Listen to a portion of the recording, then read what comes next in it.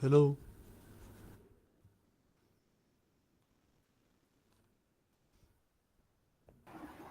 जी sir, hello. शुभ नमस्ते। संध्या।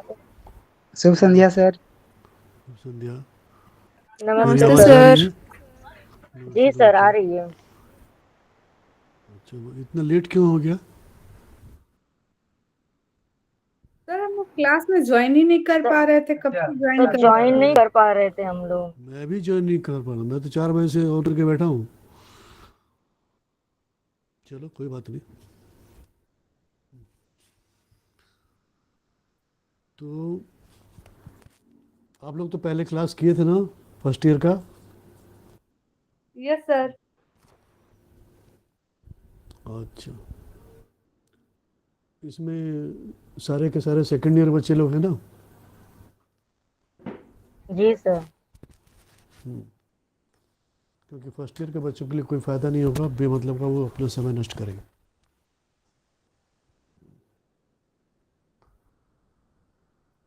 तो इसमें कितने बच्चे दिखा रहे हैं आपके स्क्रीन पर? 32।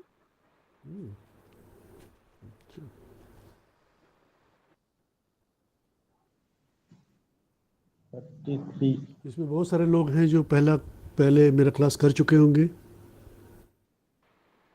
जी सर। जी सर। तब तो ठीक।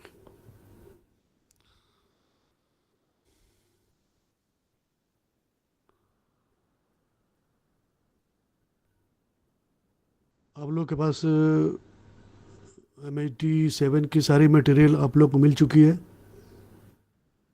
जी सर। जी सर। अच्छा। नहीं सर। नहीं, मतलब 4 किताब की, ब्लॉक 1 ब्लॉक 2 ब्लॉक 3, 3 किताब होनी चाहिए। Sir second year right. की कोई भी किताब नहीं आई अभी तक। अच्छा अच्छा। तो आप लोग की परीक्षा कब है? सर दिसंबर। ओह, इसीलिए। जी जून सर। 15। हाँ, कुछ लोग सेकेंड ईयर वाले लोग होंगे। कुछ। सर एक प्रश्न पूछ सकते हैं, अभी जो क्लास हो रहा है, जैसे ये जून एग्जाम के पहले का क्लास चल रहा है अभी, दिसंबर के पहले फिर से क्लास होगा क्या सेकेंड ईयर का? ये तो वही लोग बताएंगे। क्योंकि जैसे कि अभी हमें बुक्स वगैरह नहीं मिला है, हम सिर्फ आपको मतलब ऑडिबली सुन सकते हैं बस, बुक्स तो नहीं है। नहीं, सुनना भी ज़रूरी है, सुनने से जी भी जी बहुत सर। कुछ मालूम चलेगा। जी सर। तो कहने मतलब कि आप मतलब सेकेंड ईयर में है ना, फर्स्ट ईयर कंप्लीटेड? जी सर। जी सर। अच्छा ठीक है, तो आप कर सकते हैं, कोई प्रॉब्लम नहीं है, किताब आ जाएगी। देर जी सर। सवेर आती है। लेकिन फर्स्ट ईयर कंप्लीट अगर हो गया तभी आप क्लास करने में आपको अच्छा लगेगा, वरना आप जी सर। समय क्यों नष्ट करेंगे अपना। इसीलिए जी पहले ही सर। मैंने बता दिया था कि आप केवल सेकेंड ईयर के बच्चे ही आपको मतलब क्लास करेंगे तो अच्छा रहेगा। तो खैर, जो किताब नहीं आई तो देर सवेर आ जाएगी, उसमें चिंता करने वाली बात कुछ नहीं है। तो आवाज हम लोग बहुत धीरे आ रहा है सर। आएगा धीरे धीरे, बहुत दिनों के बाद आप सुन रहे हैं ना मेरी आवाज़।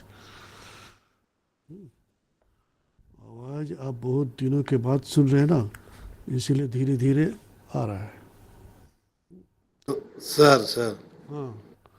उसके बाद फिर धीरे धीरे जब मेरे आवाज़ से एक्वेंटेड हो जाएंगे आप,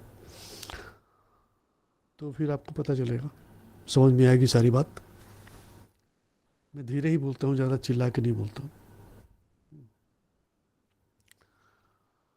तो खैर, MIT से मतलब तुम्हारा 7 में आप लोग सभी का मैं तो सबसे पहले स्वागत करूँगा। और MIT सेकेंड ये MIT सेकेंड ईयर में आप लोग इसके पहले MIT 1 पढ़ चुके हैं, MIT 5 पढ़ चुके हैं, और क्या पढ़ चुके हो? MIT 1 और 5 कंप्लीट कंप्लीट हो चुका है। 1 और 5 कंप्लीट हो गया ना? जी सर। जी सर। ये MIT 7, उसके बाद तुम्हारा दूसरा 9 10 11 12 13 नाइन। 14। नाइन। हाँ, 9 10 11 12 13 14 15 16। खैर वो जब होगा तब होगा। हम आते हैं भाषा विज्ञान की ओर। देखो, भाषा का जो क्षेत्र है वो बहुत ही व्यापक है,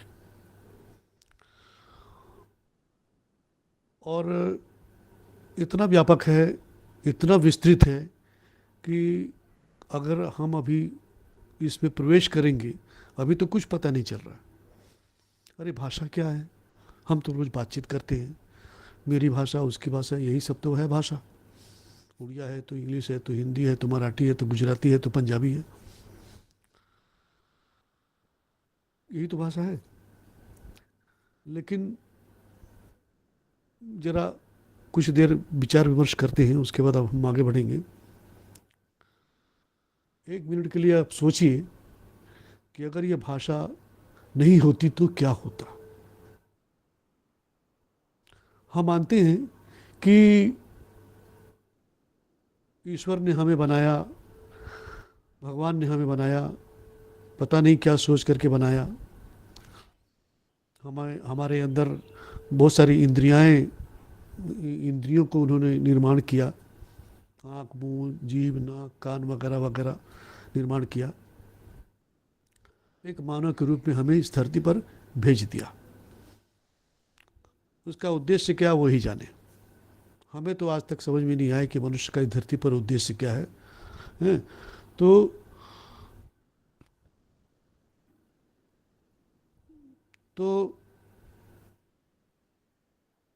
हमको बना के ईश्वर ने हमें भेजा।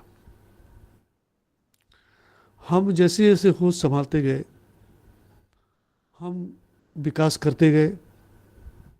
हमसे पहले प्रकृति आई, हमारे साथ प्रकृति है, और शायद ऐसा भी हो सकता है कि हम पहले चले जाएं और हमारे बाद प्रकृति रह जाएगी। क्योंकि इतिहास बताता है कि हमसे पहले कितनी सभ्यताएं आई और कितनी सभ्यताएं चली गई। आज की जो ये आधुनिक सभ्यता है, ये भी कल चली जाएगी। फिर क्या होगा? फिर वही सूरज, चांद, धरती, सितारे, आसमान, पेड़, पक्षी, पौधे, यही सब रह जाएंगे। फिर मनुष्य जन्म लेगा, फिर उसके सामने वही समस्या, बोलूं तो क्या बोलूं, कैसे बोलूं, किसको क्या बोलूं।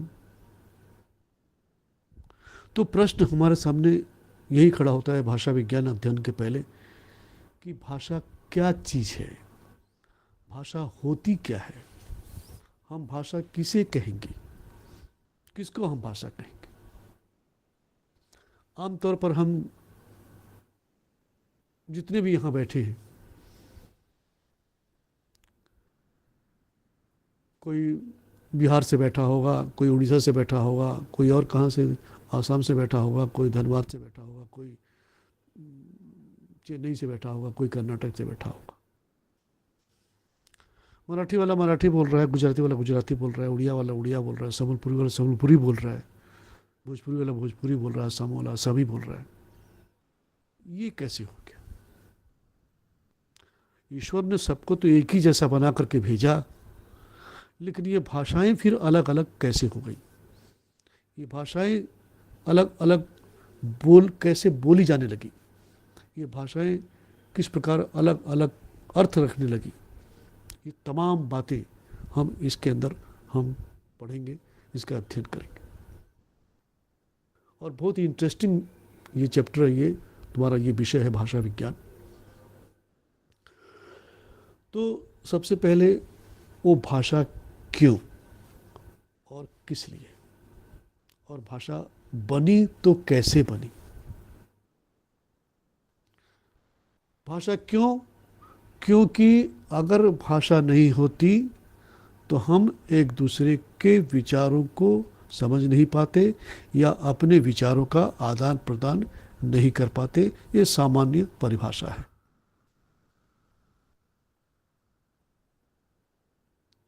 तो भाषा नहीं होती तो क्या होता? हम अपने विचारों को कैसे व्यक्त करते, अपनी भावनाओं को कैसे व्यक्त करते, अपनी कल्पनाओं को कैसे व्यक्त करते। यहाँ तक कि जब हम सोचते हैं तो सोचने के समय भी हम किसी न किसी भाषा में ही सोचते हैं। तो सोचते भी तो कैसे सोचते,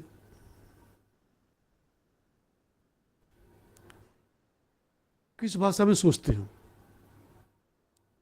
उड़िया में सोचते कि बंगाली में सोचते कि भोजपुरी में सोचते कि तुम्हारा कन्नड़ में सोचते कि मलयालम में सोचते कि किस में सोचते? ईश्वर ने हमें जीने के लिए एक दे दिया, एक बहुत बड़ा चीज दे दिया, हमें पेट दे दिया। पेट नहीं होता तो समझ लो संसार नहीं होता। हम जी रहे हैं तो किसके लिए? उस पेट की जो भूख है, उस भूख को शांत करने के लिए जी रहे हैं। 2 वक्त की किसके लिए जी रहे हैं? 2 वक्त की किसके लिए? रोटी। 2 वक्त की रोटी के लिए जी रहे हैं। 2 जून की रोटी के लिए जी रहे हैं। 2 वक्त की रोटी के लिए जी रहे हैं। 2 वक्त की रोटी के लिए हम भाग रहे हैं। सुबह से शाम, शाम से सुबह, दिन रात हमने एक कर दिया है। ये तो ठीक है, लेकिन अगर भाषा नहीं होती तो क्या होता अंदाजा लग गई। कैसा होता संसार अंदाजा लग गई।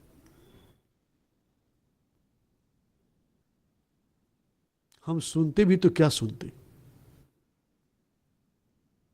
हम उस वक्त गूंगे कहलाते।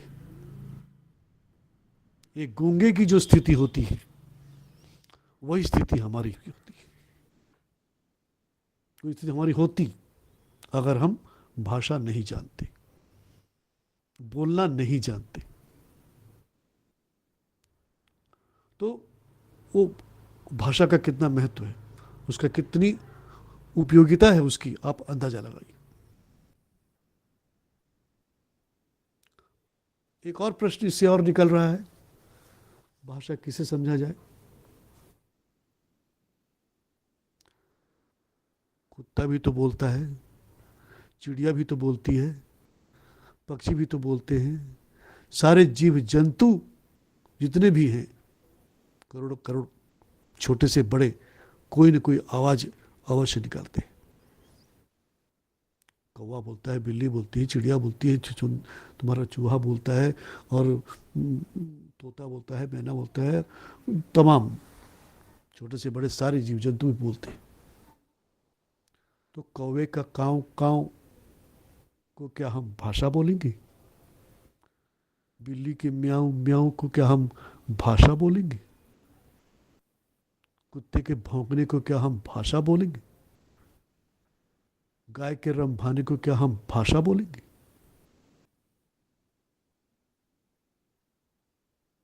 क्यों नहीं बोलेंगे? हम नहीं समझ पाते उनकी बात, लेकिन वे तो आपस में समझते हैं।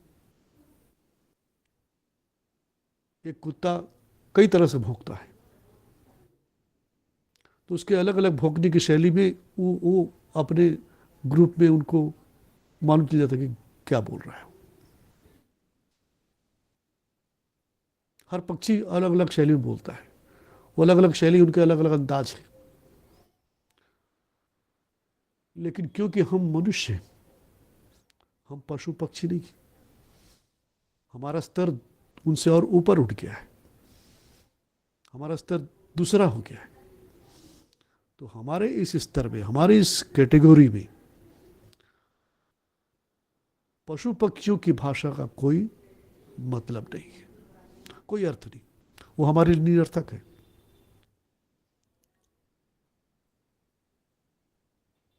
हम उसको नहीं पहचान पाते, नहीं समझ पाते। फिर भी हमारी जो पुरानी कहानियां हैं, किंवदंतियां हमें बताती हैं कि पुराने ज़माने में ये तोता भी बोलते थे, तो गैया भी बोलती थी, तो और भी कितने जानवर भी बोला करते थे। कुत्ता बिल्ली सब बोला करते थे, तोता ही बोलता था सब, वो हमारी बात सब समझते थे। मलिक मोहम्मद जायसी में वो हीरामन तोता वो सारी कहानी उन्हें सुनाता है। खैर उतना अंदर हमें जाने की जरूरत नहीं। तो प्रश्न ये कि भाषा किसे कहा जाए। हम कुत्ते की बोली को, कौवे की बोली को हम भाषा नहीं बोल सकते। मतलब भाषा वह है जो कोई अर्थ रखती हो। मैं उसको डिक्टेट करूंगा, पहले आप उस विषय वस्तु पर आप समझ लीजिए। मेरी क्लास में जब आप आए हैं तो पहले विषय वस्तु को आप समझिए, बाकी मैं डिक्टेट कर दूंगा। चीज को आप समझिए, नहीं समझ में आया आप 35 बार पूछिए, मैं बताने को तैयार हूं, लेकिन समझ करके आगे बढ़िए। एक बार अगर समझ जाएंगे आप, वो जिंदगी भर आप नहीं भूलेंगे। और अभी अगर नहीं समझेंगे तो आप कभी नहीं समझेंगे। जिस प्रकार क्या होता है, वो सुई में जब आप धागा डालते हैं, धागा डालते हैं तो धागा डालने के समय कितनी दिक्कत होती है। कभी उधर निकल जाता है, कभी उधर निकल जाता है, कभी किधर निकल जाता है, और बहुत मशक्कत करने के बाद वो धागा अंदर घुसता है। और जैसे ही वो धागा अंदर घुस गया, सारी की सारी रस्सी या धागा बाहर आ जाता है बड़ी आसानी से। तो वो चीज हमें अंदर विषय वस्तु को अपने दिमाग में घुसाना है, उस विषय वस्तु को समझना है। जो नहीं समझ में है आप मुझसे पूछिए। तो खैर ये हुई बात।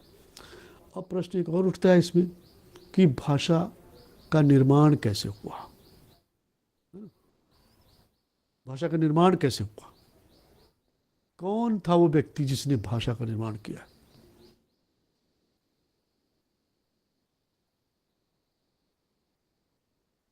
हम तो इस धरती पर आए, पैदा हुए, धीरे धीरे हमने बोलना सीखा।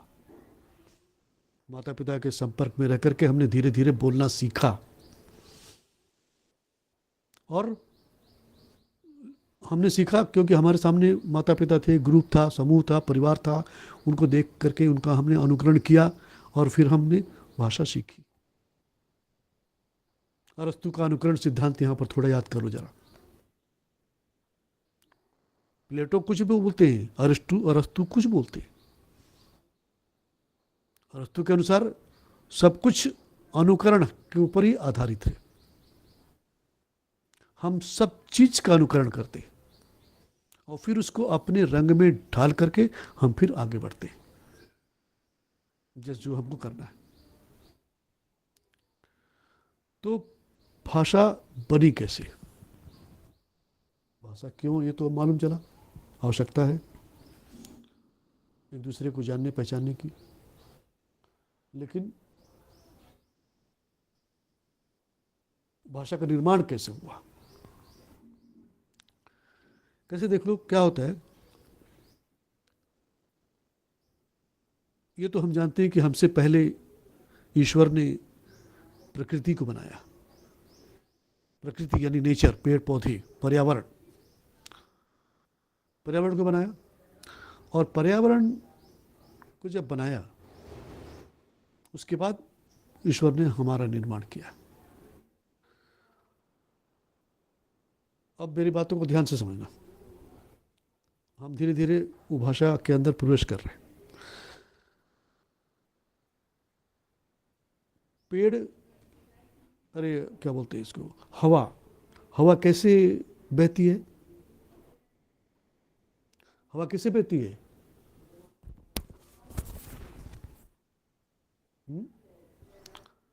हवा कैसे बहती है? हवा की आवाज कैसी होती है? सरसर होती है। सरसर होती है या सन्न सन्न होती है? सन बहती है, सरसर बहती है।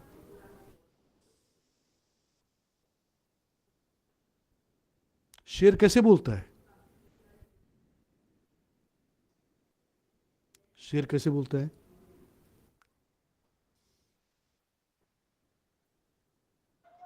सर दहाड़ दहाड़ कर बोलता है। दहाड़ता है ना, दहाड़ता है। उसकी दहाड़ की आवाज़ आपने सुनी? उसकी दहाड़ की आवाज़, उसकी दहाड़ की आवाज़ आपने सुनी है? अच्छा, उसके बाद फिर हेलो, कौन कुछ बोल रहा है?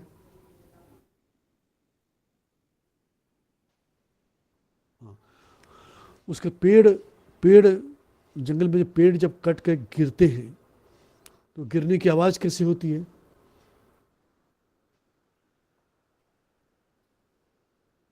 गिरने की आवाज़ कैसी होती है? सर धप से गिर जाता है। नहीं नहीं, आवाज़ एक आवाज़ होती है। हाहाट सर। मतलब वो कभी चरचर चरचर करके गिरती है, कभी कर कर कर करके गिरती है। नदी कैसे बहती है? नदी नदी नदी कैसे बहती है? नदी कैसे बहती है? सर कल कल करके। कल कल करती हुई बहती है। तो नदी कल कल करती हुई बहती है, हवा सरसर करके बहती है। उसके बाद बिल्ली क्या बोलती है? म्याऊं म्याऊं। हैं? बिल्ली क्या बोलती है? मैं आऊं कि नहीं आऊं? तुम्हारे गैस पर रखा हुआ दूध पीऊं कि नहीं पीऊं? हम्म, कुत्ते की आवाज़ जानते हो, कौवे की आवाज़ जानते हो। तो ध्यान देना, ये जो कल कल ध्वनि, ये चरचर ध्वनि, ये कौवे की ध्वनि, ये कुत्ते की ध्वनि, ये पशु पक्षियों की ध्वनि, ये पेड़ पौधों की ध्वनि, सूखे पेड़ के नीचे भी अगर खड़े होगे तो पत्ते की आवाज़ आएगी। हरे भरे पेड़ के नीचे खड़े होगे तो भी वहाँ पर पत्ते की एक आवाज़ आएगी। तो ये जो आवाज़ है, ये जो ध्वनियाँ हैं, इन ध्वनियों को मनुष्य ने सुना पहले। कल कल कौ वाली ध्वनि आई, चर चर चौ वाली ध्वनि आई, हाथी की चिंघाड़ने की ध्वनि, कौवे का काँव काँव, बिल्ली का मौ म्याऊं म्याऊं, ये सारे शब्द, ये सारे ध्वनियाँ मनुष्य ने पहले सुना। उसके बाद उसने पशु पक्षी का अनुकरण किया और उसी के, क्योंकि पहले तो वो जंगलों में रहता था ना, टार्जन की तरह रहता था। टार्जन तो नाम सुना होगा आप लोगों ने। टार्जन एक मनुष्य के रूप में, एक समझ लो एक जानवर था, बंदर की तरह उछलता कूदता, जो जानवरों की बोली बोल रहा है, मनुष्य की बोली नहीं बोल रहा है। तो उनसे सीखते सीखते सीखते सीखते सीखते सीखते सीखते मनुष्य ने भाषा और या बोलना मनुष्य ने शुरू किया। और उसके बाद आवश्यकता आविष्कार की क्या होती है? जननी होती है। आवश्यकता आविष्कार की जननी होती है। और जैसे जैसे मनुष्य को आवश्यकता पड़ी, मनुष्य ने आविष्कार करना शुरू कर दिया और धीरे धीरे दुनिया आगे बढ़ती गई। एक के बाद एक, एक के बाद एक, एक के बाद एक हम काम करते गए। एक और समस्या फिर आ गई कि भाई पेड़ को हम पेड़ ही क्यों बोले, उसको गगन क्यों नहीं बोले? नदी को हम नदी ही क्यों बोले, उसको पहाड़ क्यों नहीं बोले? पहाड़ को नदी और नदी को पहाड़ क्यों नहीं बोले? धरती को आसमान और आसमान को धरती क्यों नहीं बोले? तो क्या होता है, जैसे जैसे हम आगे बढ़ते हैं, आवश्यकता के अनुसार उस शब्दों को हम चयन करते हैं और फिर अक्षरों को जोड़ करके नए नए शब्द हम बनाते हैं, उसके अर्थ निकालते हैं, जो कि अनादि काल से वो चला आ रहा है। आगे आज देखो, आज से 10 साल पहले जब से इंटरनेट का ज़माना आया, नेट का ज़माना आया, 15-20 साल की बात है। इसके पहले नेट नहीं था। लोग पत्र लिखा करते थे, पहले पत्र लिखा करते थे। आज लोग लेटर लिखा करते हैं, पहले लोग संदेश दिया करते थे, आज लोग मैसेज दिया करते हैं। तो ये सब नए नए शब्द अब हमारे भाषा में आ चुके हैं, नए नए शब्द को हमने आविष्कार कर लिया है, ये उसकी विशेषता है। मैसेज कर देना, लेटर दे देना, डिलीट कर देना, सेव कर देना, ये नए ज़माने के शब्द हैं जिसको हमने अपने जीवन में इस इंटरनेट के युग में हमने उतार लिया है और उसको भाषा में प्रयोग कर दिया है।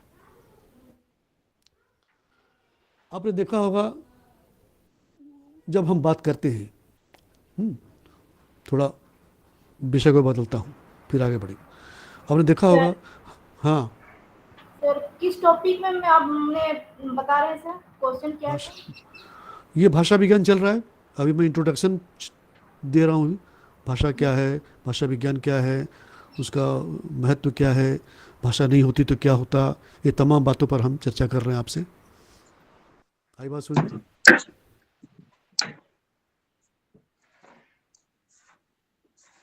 हेलो,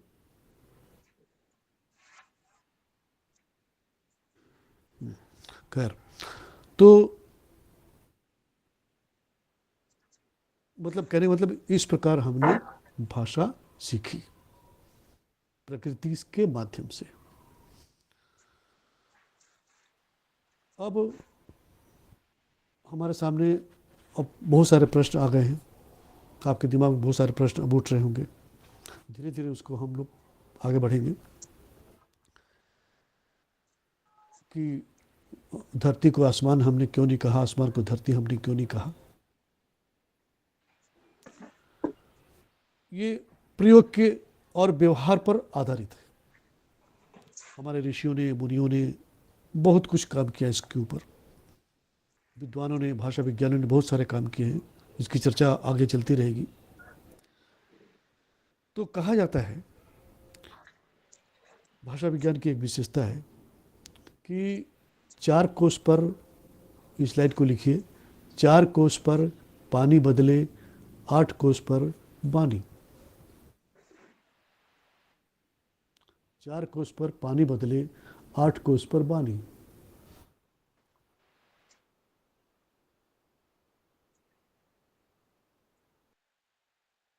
आप कोर्स पर सर?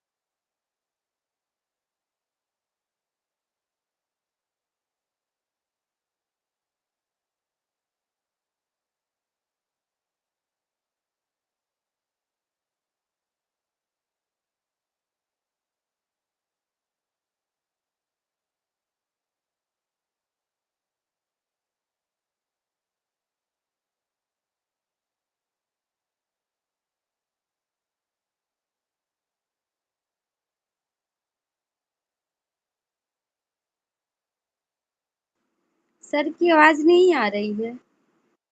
सर आपकी आवाज नहीं आ रही सर।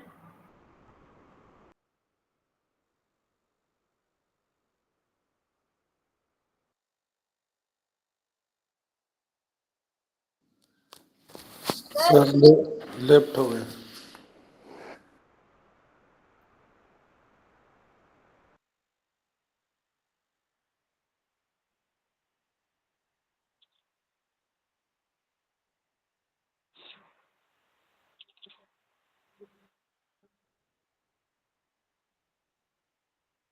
अभी जो सर एक बोले 4 कोस पर पानी बदले 8 कोस पर वाणी, उसके बाद वाणी। ओके। 8 कोस पर बानी। वाणी वाणी। अच्छा, एक बात बोलना चाहूंगी कि हम लोग जो मतलब जो क्लासेस भी करते हैं, तो हम सर से पूछ सकते हैं कि मतलब क्वेश्चन आंसर किस तरह से प्रिपरेशन किया जा सकता है, उसी टाइप का थोड़ा हमें मतलब ज्ञान दे, क्योंकि बहुत कम टाइम होता है क्लासेस, तो उसी में पूरे बेसिक नॉलेज से तो हम लोग नहीं कर पाएंगे ना। तो जैसे प्रिपरेशन चल रहा है उसे किस तरह से लिखेंगे, क्या कुछ एग्जाम में कैसा आएगा, तो उसी ओरिएंटेड थोड़ा करने से अच्छा होगा। हाँ सही बोले आप, पूछ लेंगे एक बार सर से। और मैं बोल जिस्ट रही थी जो जिस्ट हमारे नहीं समझोगी, जिस्ट नहीं समझोगी तो क्वेश्चन आंसर भी क्या समझोगी? बात है। और एक जो हमारा MSD 7 है, ये कितना मार्क्स का आएगा? 50 मार्क्स का आएगा या 100 मार्क्स का आएगा? किसी को पता है क्या इसके बारे में?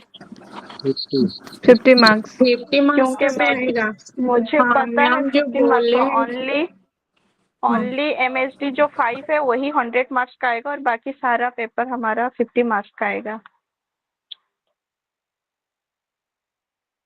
भाषा विज्ञान काफी इंटरेस्टिंग सब्जेक्ट है, लेकिन ये जो जितने दिन भी क्लासेस दिया गया है उसी में हमें बेसिक नॉलेज बिल्कुल भी नहीं मिलेगा। तो इसलिए मैं बोल रही थी कि हमें जिस तरह से मतलब प्रिपरेशन का मतलब किस अकॉर्डिंग हम करेंगे, कुछ उसी का थोड़ा नॉलेज मिल जाने से सबको अच्छा होगा। वो बोल के आप देखना, डांट भाषा को जरूर आप खाओगी। बोल के देखना, डांट जरूर खाओगी। और इस तरह से जाने से कुछ फायदा नहीं, तीनों क्लासेस हो चुका है, मतलब दो भी क्लासेस MSD 1 और 5 का हो चुका है, तो उसमें से कुछ मतलब नॉलेज किसको क्या मिला पता नहीं, मुझे कुछ समझ में भी नहीं आया। सर जो बोल रहे हैं अगर तुम ध्यान से सुन लो तो सारे क्वेश्चन का आंसर लिख भी पाओगी, बस तुम्हें थोड़ा सा फोकस करना है। और सर को पता नहीं है कि क्या पढ़ा रहे हैं नहीं पढ़ा रहे हैं। ये सर की क्लासेस समझ में अच्छे से आती है, जो भी इसलिए पढ़ाते किसी को हैं कुछ सर। बोलने की जरूरत नहीं। एग्जैक्टली बोलोगे तो आप ही लोग डांट खाओगे, देख लो बात बाकी। नहीं नहीं, मैं ये नहीं बोल रही हूँ कि सर की बात समझ में नहीं आ रही, ये बात नहीं, सर अच्छे से पढ़ा रहे हैं, लेकिन हमें मतलब जो जिस टाइप का नॉलेज चाहिए, मतलब हम किस तरह से लिखेंगे या कुछ प्रिपरेशन कैसे आपने करेंगे। आपने सेमेस्टर आपने फर्स्ट ईयर का क्लास किया था इन सर का? हाँ फर्स्ट ईयर का नहीं नहीं, फर्स्ट ईयर का मैं नहीं ली थी। बस एग्जैक्टली जब आपने किया नहीं तो आप थोड़ा वेट कर लीजिए। हर किसी भी टीचर का तरीका अलग होता है पढ़ाने का। आप लोग सर जो पढ़ा रहे हैं ना, ध्यान से सुनिए और उसको समझिए। ठीक है? Hello hello. जी सर, जी सर, वो थोड़ा गड़बड़ हो गया था मेरा मोबाइल। जी ठीक है। सर। ठीक है। मैं कहाँ कहाँ पर था, क्या बोल रहा था? सर आपने ये बताया था 4 कोस पर पानी बदले हाँ ठीक 8 कोस ठीक पर ठीक ठीक बने। ठीक। हम्म, तो 4 कोस पर पानी बदले 8 कोस पर बानी। आप अपने व्यवहारिक जीवन में भी आप देख लीजिए कि आप जहां रहती हैं वहां से आप 4 कोस पर यानी 10-12 किलोमीटर के बाद आप जाएंगी तो वहां पर आपका पानी का टेस्ट बदल जाता है। और कुछ दूर जाएंगे तो हो सकता है वहां की बोली में भी आपको अंतर दिख जाएगा। क्यों दिख गया? वो मतलब परिस्थितियां, वहाँ की बोली, वहाँ के लोग, वहाँ का वातावरण, तमाम चीजें इसके पीछे कारण बनती है, जिससे पानी बदल जाता है और बोली भी बदल जाती है। ऐसे बातचीत में लोग कहते हैं। तो ये तो हुई भाषा क्या है, भाषा क्यों है, समझिए। तो इसकी उपयोगिता क्या है? इसकी दो तरह की उपयोगिता होती है, एक जिज्ञासा की तृप्ति और एक व्यवहारिक। जब हम भाषा को जान जाते हैं तो हम और पढ़ना चाहते हैं, हम और पढ़ना चाहते हैं, हम और पढ़ना चाहते हैं। और उसके बाद व्यवहारिक जीवन में भी हम उसको उतारते हैं। जितना हम उसको व्यवहारिक जीवन में उतारते हैं, जितना उसका हम भाषा का प्रयोग करते हैं, उतना ही भाषा हमारे लिए सरल होती जाती है। आप जब बड़े हुए, +2 +3 में पढ़ रहे थे, तब आप मुश्किल से 1 या 2 भाषा जानते होंगे। एक जो भाषा आप घर में बोलते हैं और दूसरी भाषा आप जो पढ़ते हैं। लेकिन जैसे-जैसे आप व्यवहारिक जीवन में उतरते जाते हैं, आप किसी पंजाबी से मिलते हैं, किसी गुजराती से मिलते हैं, किसी नेपाली से मिलते हैं, तब और तमाम तरह की भाषाएँ आपको मालूम चलती चली जाती हैं। तो हेडिंग दो जरा, भाषा की परिभाषा और विशेषताएँ।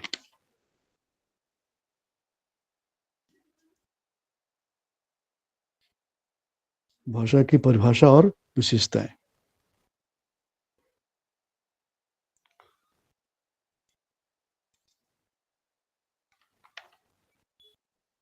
हेडिंग दिए? जी सर। व्यापक अर्थ में भाषा न केवल, जो अभी मैंने इतना आपको बोला, इसमें से कोई डाउट, कोई संदेह? नहीं सर। ओके। व्यापक अर्थ में भाषा न केवल मौखिक अथवा लिखित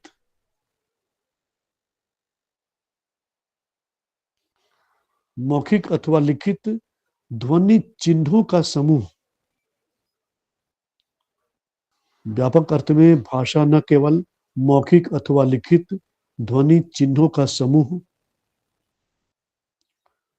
बल्कि अंग भंगिमाओं,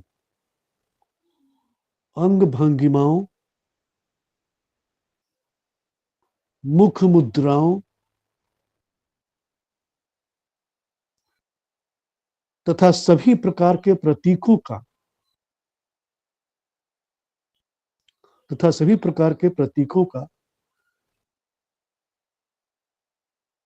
भाषा न केवल मौखिक अथवा लिखित ध्वनि चिन्हों का समूह, बल्कि अंग भंगिमाओं, मुख मुद्राओं तथा सभी प्रकार के प्रतीकों का समन्वित रूप है।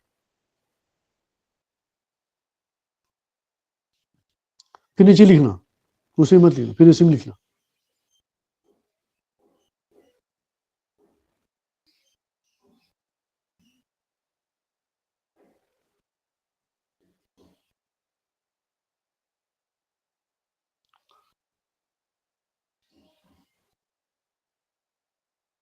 सामान्य तौर पर कहा जाता है कि इन्वर्टेड कॉमा में भाषा वह है जो कोई अर्थ रखती हो। भाषा वह है जो कोई अर्थ रखती हो।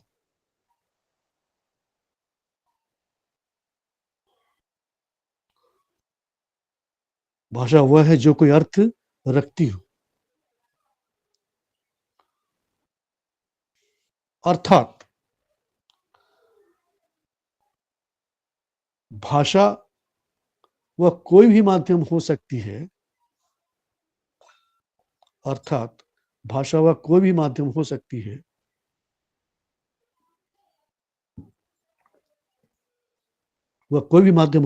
है जो किसी मानव प्राणी के विचार को दूसरों तक पहुंचाती है।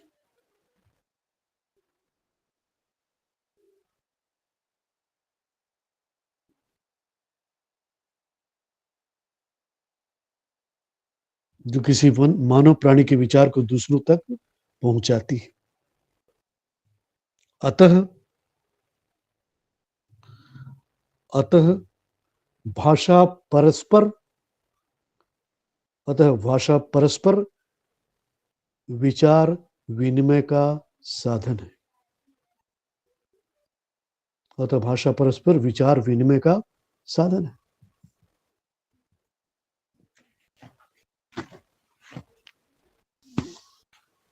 हो गया? अच्छा,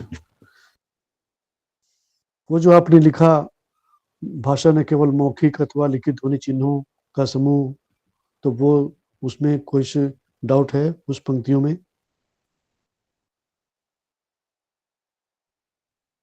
नहीं सर। ओके, नीचे फिर आओ। इसमें बहुत सारे उसके भाषा विज्ञान के अलग अलग टर्म हैं, उसको आपको लिखना पड़ेगा।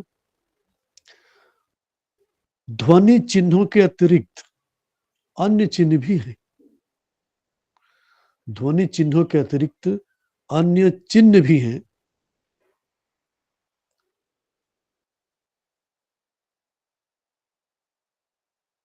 ध्वनि चिन्हों के अतिरिक्त अन्य चिन्ह भी हैं जिनके द्वारा हम अपने विचार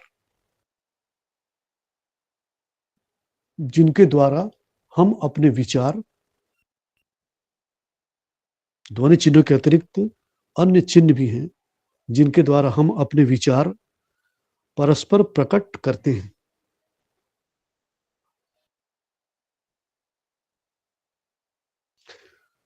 जिसमें प्रधान है लेखबद्ध अक्षर। जिसमें प्रधान है लेखबद्ध अक्षर।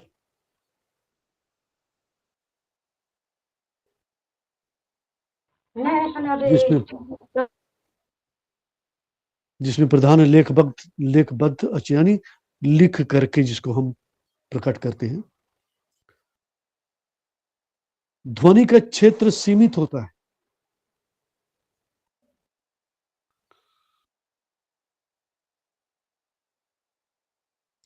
लेख का अपेक्षाकृत कम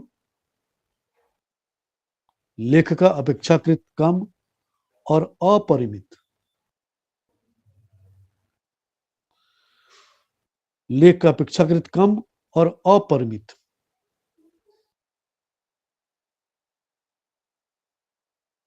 इसका अर्थ क्या है सर? इसका अर्थ ये है कि ध्वनि का जो क्षेत्र है वो केवल मतलब वो क ख ग घ उतने ही तक है, लेकिन जब हम व्यवहार करते हैं, उसको परस्पर विनिमय करते हैं, एक दूसरे के साथ सहयोग करते हैं, तब उसका क्षेत्र बढ़ जाता है। और जब वो लिखित में आ जाता है, तब वो धीरे धीरे वो बढ़ते चला जाता है, क्योंकि आपने एक लिखा, उसको लिखने के बाद किसी और ने पढ़ा, फिर किसी और ने पढ़ा, किसी और ने पढ़ा। वाल्मीकि ने क्या लिखा था वो हम आज तक पढ़ रहे हैं। वाल्मीकि ने क्या बोला था वो तो हमको नहीं मालूम, लेकिन वाल्मीकि ने, तुलसीदास ने क्या लिखा था वो आज तक कोई चीज है और अपरिमित है। उसके बाद आगे बढ़ो। ध्वनि तरंगों के माध्यम से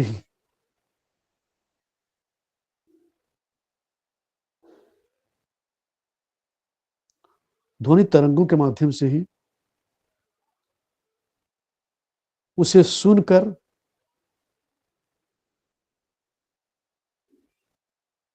हम समझते हैं।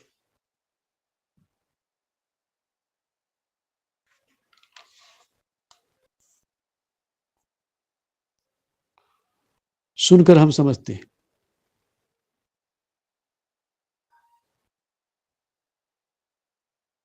ध्वनि, आपने लिखा ध्वनि तरंगों के माध्यम से, मतलब कोई जरूरी नहीं कि आप हर चीज बोले ही। जैसे फॉर एग्जांपल, आपके मोबाइल का रिंगटोन बजा, तो रिंगटोन बजा तो आपने क्या समझा? हाँ भाई, किसी का फोन आ गया, किसी कॉल आ गया। और कभी कभी यहां तक भी तो मालूम चल जाता है कि कॉल किसका आया। ये भी व्यवस्था मोबाइल में, रिंगटोन से हमको मालूम चल जाता है कि ये ध्वनि तरंगों की महत्ता है। आगे बढ़ो।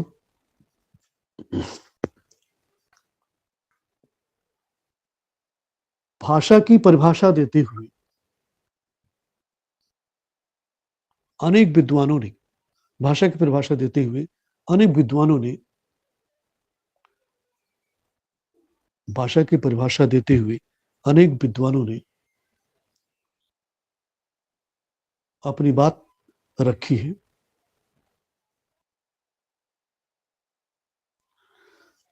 बाबूराम सक्सेना के अनुसार बाबूराम सक्सेना के अनुसार बाबूराम सक्सेना के अनुसार आप लिख पा रहे हैं तो? हाँ सर। जी सर। ओके, ठीक। बाबूराम सक्सेना के अनुसार जिन ध्वनि चिन्हों द्वारा, इसको इन्वर्टेड कॉमा में करेंगे, जिन ध्वनि चिन्हों द्वारा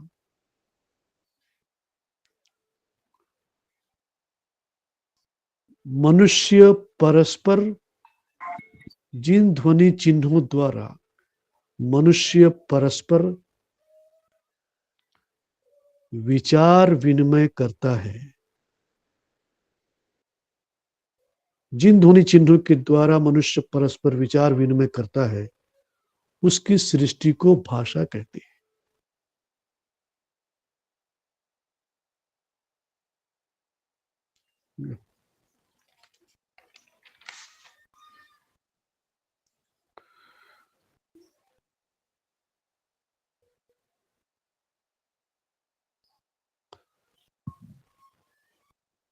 मनुष्य सर आपने क्या बोला उसकी सृष्टि का? डाइजेशन क्या बोले? जिन ध्वनि चिन्हों द्वारा मनुष्य परस्पर विचार विनिमय करता है, उस सृष्टि को भाषा कहते हैं। लिखी? Yes sir. अच्छा, तुम्हारी आवाज ठीक नहीं। पैराग्राफ चेंज करना। मनुष्य सामाजिक प्राणी है।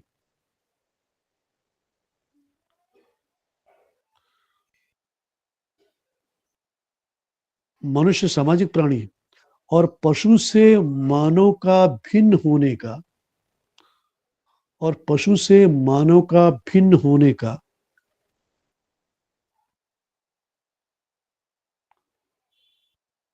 महत्वपूर्ण कारण यह है कि पशु से मानव का भिन्न होने का महत्वपूर्ण कारण यह है कि पशु मनुष्य सामाजिक प्राणी है। उसके बाद पशु से मानव का भिन्न होने का महत्वपूर्ण कारण यह है कि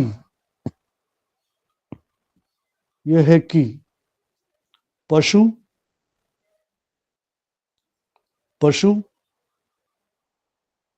अपने हृदय के भावों को हृदय में ही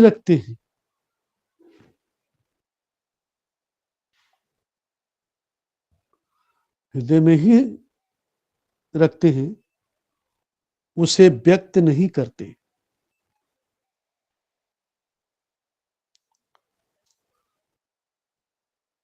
हृदय में ही रखते हैं, उसे व्यक्त नहीं करते।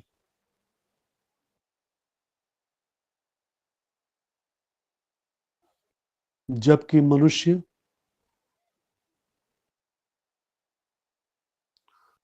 सुख या दुख दोनों ही दशाओं में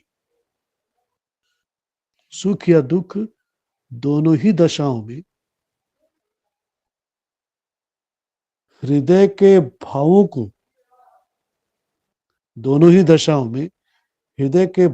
को एक दूसरे के सामने व्यक्त करते हैं।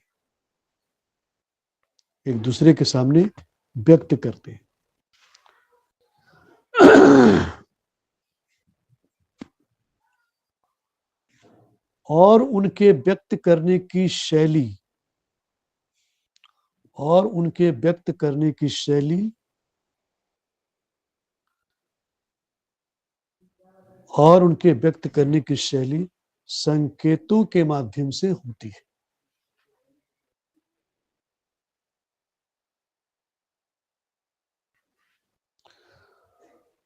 भाषा ध्वनि संकेतों की, भाषा ध्वनि संकेतों की एक व्याख्या होती है। भाषा ध्वनि संकेतों की एक व्याख्या होती है।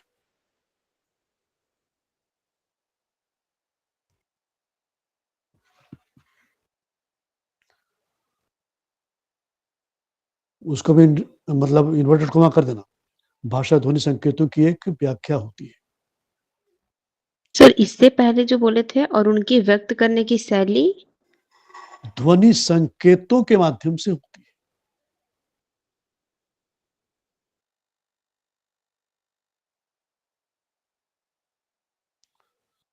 वायुमंडल में, आगे बढ़िए, वायुमंडल में ईथर के कण होते हैं।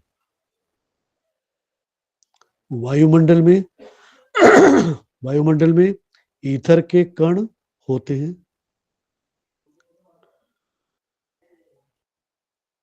जो व्यक्ति के मुंह से निकले, वायुमंडल में ईथर के कण होते हैं जो व्यक्ति के मुंह से निकले,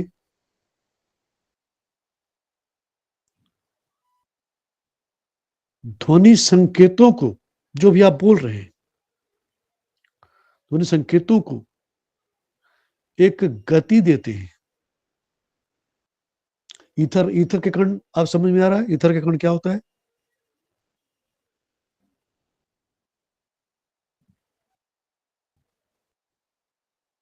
ईथर के कण क्या होता है?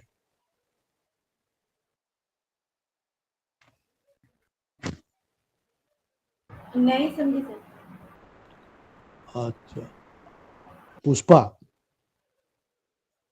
मीरा, एमडी, निवेदिता, बताइए शिव शक्ति कौन है? शिव, शिव क्या नाम लिखा हुआ? शिव शंकर है कि शिव शक्ति है? बताइए।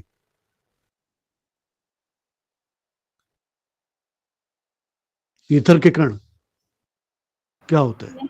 नहीं मालूम सर। अच्छा, सर अंदर के कुछ मतलब सॉरी हाँ, क्या हो, बोलो, घबराओ नहीं, बोलिए, चर्चा कीजिए मुझसे। सर उसके अंदर के कुछ चीजें मतलब छोटी से किसके अंदर की? छोटी वायुमंडल के मतलब अच्छा, अच्छा, हाँ ठीक। और कोई भी एनीवन? सर वायुमंडल के धूलिकण होते हैं, हाँ, जो हम वो जो, शब्द बोलते हैं उससे वो लहरों से दूसरे के कान तक पहुंचते हैं। बिल्कुल, जो आपने देखा होगा, आप जब घर में देखना, सूरज की जो रोशनी आती है सीधी, है, तो उस रोशनी में आप देखना कि वो बहुत छोटे छोटे धूल कण वो घूमते रहते हैं, तैरते रहते हैं करोड़ों की संख्या में। जी उसकी सर, गिनती जी आपने सर, कर, समझ रहे हैं। तो वो जो, उसी को ईथर के कण बोलते हैं। तो वो जो हम जो बोलते हैं वो आपके कान तक कैसे पहुंचती है? उसी कण के माध्यम से टकराते हुए आपके कान तक पहुंचती है। आगे क्या होता है देखो, ईथर कण होते हैं जो व्यक्ति के मुंह से निकले ध्वनि संकेतों को एक गति देते हैं तथा अन्य व्यक्तियों के श्रवणेंद्रियों तक, तो अन्य व्यक्तियों के श्रवणेंद्रियों तक उसे पहुंचाते हैं।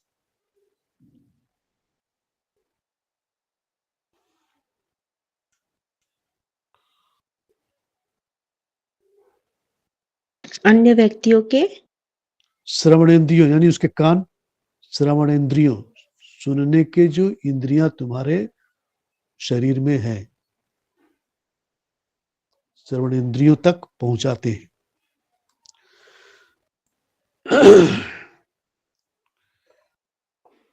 इन ध्वनि संकेतों की गति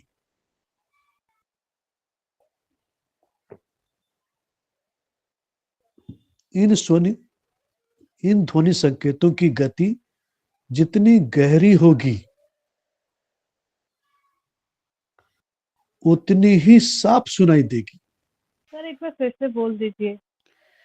इन ध्वनि संकेतों की गति इन ध्वनि संकेतों की गति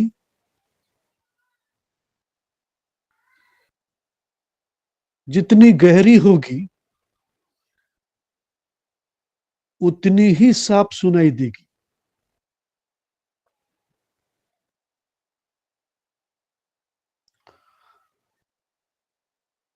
इन ध्वनि संकेतों की गति जितनी गहरी होगी उतनी ही साफ सुनाई देगी तथा जितनी गहराई कम होती जाएगी तथा जितनी गहराई कम होती जाएगी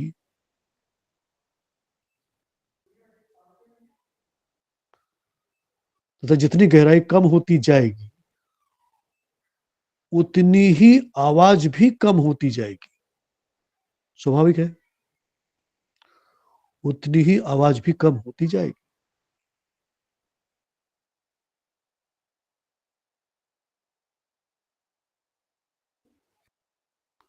इसलिए सामने वालों को पीछे वालों की अपेक्षा इसलिए सामने वालों को पीछे वालों की अपेक्षा स्पष्ट सुनाई देता है।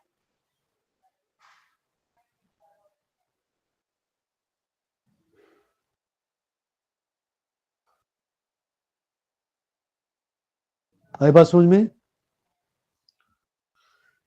सर ये नेक्स्ट यहाँ पैरा समझ नहीं आया। क्या बोलिए बोलिए। इसलिए सामने वालों को पीछे वालों की अपेक्षा स्पष्ट सुनाई देता है। इसका क्यों? मतलब किसके? क्योंकि अभी आपने, हाँ तो ठीक है, जब भी आपने लिखा कि दोनों संकेतों की गति जितनी गहरी होगी उतनी साफ सुनाई देती। आप क्लास में बैठे हैं, क्लास में एकदम फर्स्ट बेंच में बैठे हैं, सामने टीचर बैठा है, टीचर सुना रहा है, लेक्चर दे रहा है, तो आपको ज्यादा स्पष्ट सुनाई देगा कि एकदम लास्ट बेंच में जो बैठा है उसको स्पष्ट सुनाई देगा? जो आगे बैठे हैं उन्हीं को आप स्पष्ट जो सुनाई आगे देगा। बैठी हैं आपको स्पष्ट सुनाई देगा। क्यों? क्योंकि आपको उनके ध्वनि संकेतों की गहरी मतलब गति एकदम गहराई से सुनाई दे रही, एकदम क्लियर सुनाई दे रहा। इसलिए, और वो जो उसकी गहराई है, उसका जो साउंड का जो क्या बोलते हैं, उसका जो नाप जोक है ना, वो उस लास्ट तक जाते जाते वो कम हो जाती है। इसलिए लास्ट वाला सही ढंग से सुन नहीं पाता, और आप जो आगे बेंच में बैठे हैं आपको स्पष्ट सुनाई देती है। तो गति जितनी गहरी होगी उतनी साफ सुनाई देगी, और गहराई जितनी कम होगी उतनी आवाज कम होती जाएगी। तो वो जो आवाज की जो गहराई है, उसकी जो गति है, वो गति आप सामने बैठे हैं इसलिए आपको स्पष्ट सुनाई दे रही है, तुरंत आपके कानों में चली आ रही है। लेकिन आपके पीछे 10 बेंच छोड़ करके लास्ट में जो स्टूडेंट बैठा है या कोई श्रोता बैठा है जो, तो उसको तो आपकी बात बहुत, उसको सुनने के लिए थोड़ा कान को और थोड़ा सतर्क करना पड़ेगा, क्योंकि वो जो वक्ता बोल रहा है वहां तक उसकी आवाज स्पष्ट नहीं जा रही है, और आप सामने बैठे हैं इसलिए आपको स्पष्ट सुनाई दे रही है। आई बात समझ में? Yes sir. ओके, तो थोड़ा मैं 1 मिनट थोड़ा सा मैं जान लूं कि आप लोग कहाँ से पढ़ रहे हैं, जरा मेरे को भी जानना जरूरी है।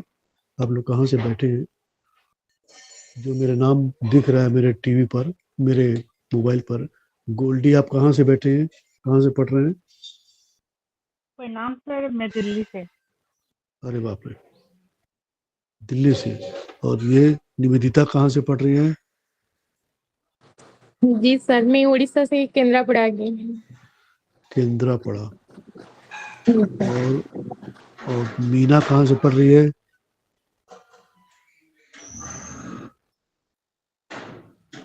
मीना का पता नहीं। पुष्पा कहाँ से पढ़ रही है? राहुल किला।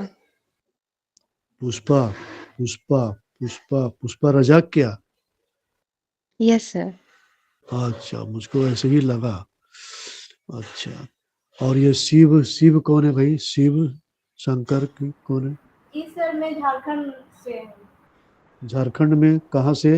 हजारीबाग। हजारीबाग। अच्छा, और ये पूनम पूनम कहाँ से?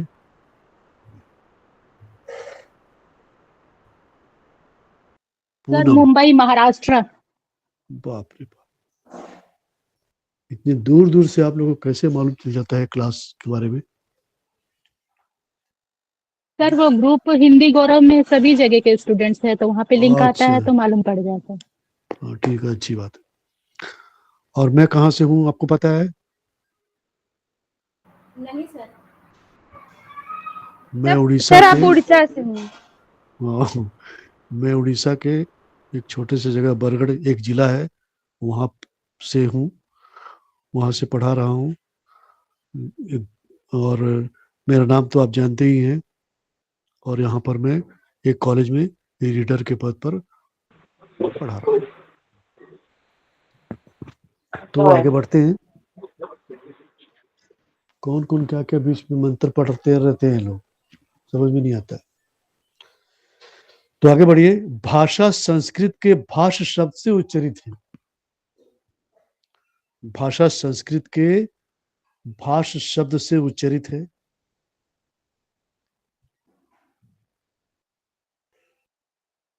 भाषा संस्कृत के भाष, मूर्धन्य से लगाएंगे,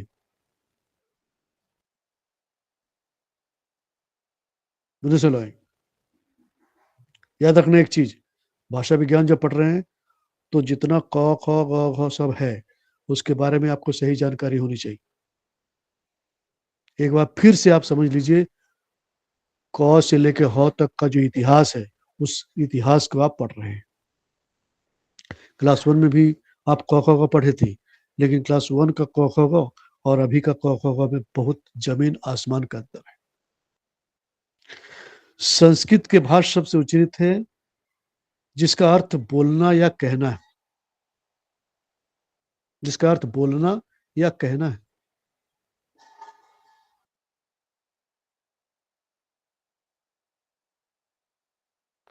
अर्थात भाषा वह है, अर्थात भाषा वह है जिसे बोला जाए या कहा जाए। अर्थात भाषा वह है जिसे बोला जाए या कहा जाए।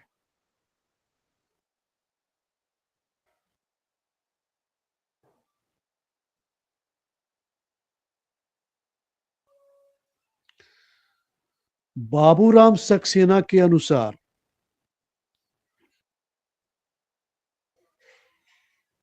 बाबूराम सक्सेना के अनुसार जिस ध्वनि चिन्हों द्वारा मनुष्य, इन्वर्टेड कॉमा में करेंगे। देखो एक चीज और थोड़ा क्लियर कर दूं, आप आपके दिमाग में ये बात उठ रही होगी कि आपके ब्लॉक में आपको 3 किताबें दी गई हैं और आपका भाषा विज्ञान खंड 1 में तो चैप्टर कुछ और दिखा रहा है, वो भाषा और संप्रेषण, भारतीय भाषा चिंतन और ये वगैरह वगैरह वगैरह ये सब दिखा रहा है। तो सर तो वो नहीं पढ़ा रहे हैं, सर ये क्या क्या बकवास लेके बैठे हैं। तो मैं क्लियर कर दूं कि वहां तक पहुंचने के लिए आपको ये जो बुनियादी बातें हैं भाषा विज्ञान की, ये आपको जानना जरूरी है। जब इसको नहीं जानेंगे तब आप किताब के अंदर आप प्रवेश नहीं कर सकते। जिनके पास पुस्तकें होंगी उन्होंने पढ़ा होगा, लेकिन आपको कुछ समझ में नहीं आया होगा, एक बोझ जैसा लगा, नींद लग रही होगी, क्योंकि मूल चीजें बुनियादी चीजें पता नहीं होता। इसीलिए मैं पहले आपको बुनियादी चीजें बता दे रहा हूं, उसके बाद किताब में कुछ भी नहीं। जो मैं बता रहा हूं उसको आप ध्यान से समझ लो और ध्यान से सुनिए।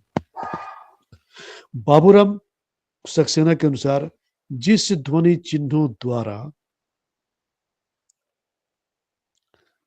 चिन्हों द्वारा मनुष्य परस्पर, एक एक शब्द, एक एक लाइन, एक एक अक्षर पर आप गौर करना, जिस ध्वनि चिन्हों द्वारा मनुष्य परस्पर विचार विनिमय करता है, उसकी समष्टि को भाषा कहती है।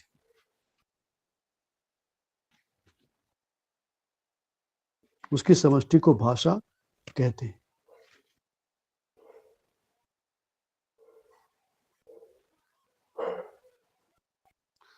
फिर नीचे लिखना,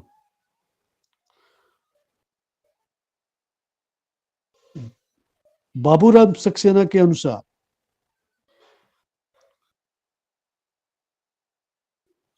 भाषा मनुष्यों द्वारा उच्चरित, बाबूराम सक्सेना के अनुसार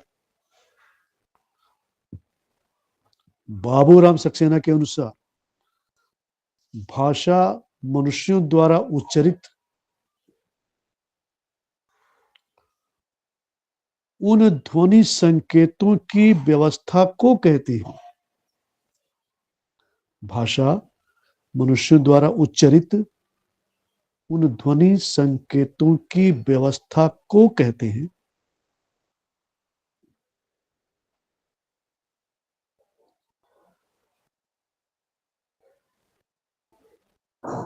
जिसके द्वारा किसी विशेष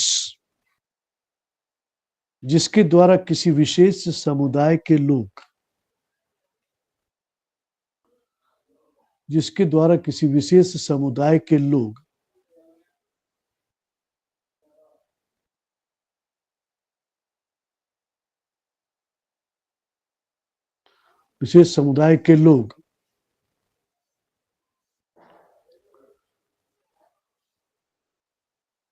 विचारात्मक स्तर पर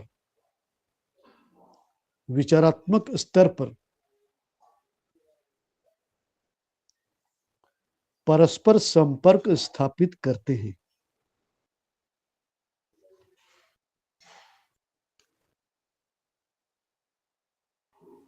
भाषा मनुष्य द्वारा उच्चरित उन ध्वनि संकेतों की व्यवस्था को कहते हैं जिसके द्वारा किसी विशेष समुदाय के लोग विचारात्मक स्तर पर परस्पर संपर्क स्थापित करते हैं। लिखा प्रभु ने? जी सर। अच्छा, ये विभिन्न विद्वानों ने विभिन्न परिभाषाएं दी हैं, 2-4 परिभाषा और लिखिए।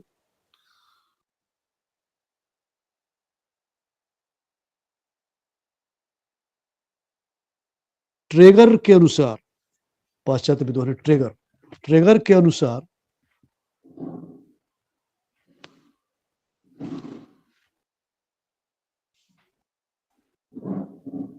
अनुसार ए लैंग्वेज, इंग्लिश में लिखेंगे, a language is a system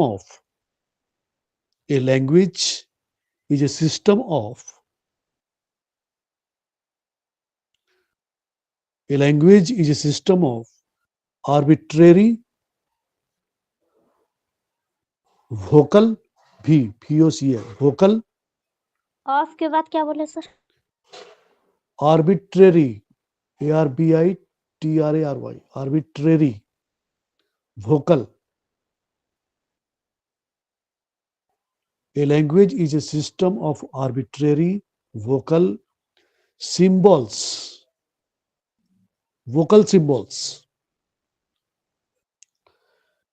by means of which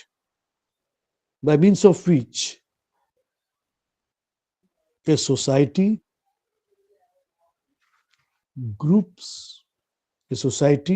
groups, cooperates.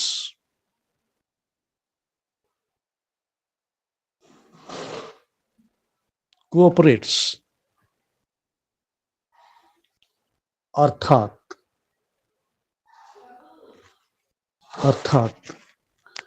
भाषा इच्छानुकूल भाषा इच्छानुकूल उच्चरित प्रतीकों की, भाषा इच्छानुकूल उच्चरित प्रतीकों की एक ऐसी व्यवस्था है। भाषा इच्छानुकूल उच्चरित प्रतीकों की, भाषा इच्छानुकूल उच्चरित प्रतीकों की एक ऐसी व्यवस्था है जिसके द्वारा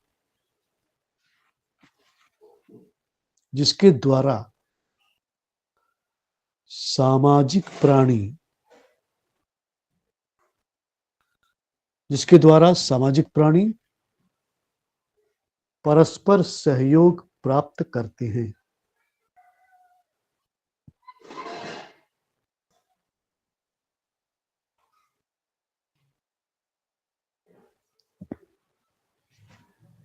क्रोचे के अनुसार, फिर मैं पैरा चेंज कर देना। क्रोचे आपने पढ़ा ना, काव्य शास्त्र में आपने पढ़ा होगा। क्रोचे का व्यंजनावाद पढ़ा आपने? Yes sir. Okay okay. Croce के अनुसार language is a articulated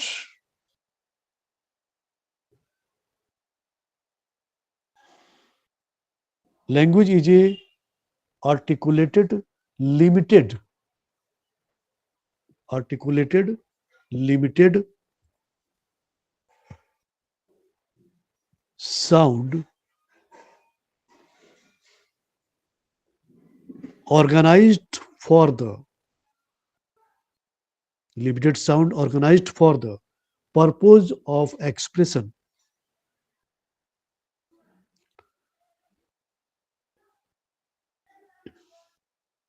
For the purpose of expression.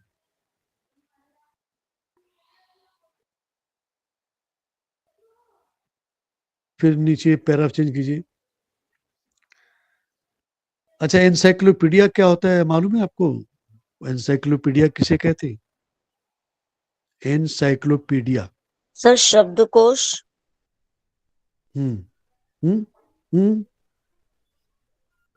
शब्दकोश। और कोई भी? रोशन, सर ये विश्वकोश ज्ञानकोश जो होता है आकाश, सब, वही डिक्शनरी टाइप। हाँ विश्वकोश, इसको विश्वकोश बोलते हैं। हर, याद रखना, हर सब्जेक्ट का विश्वकोश होता है। उसमें सारी चीजें उसके विषय में उसमें मौजूद है।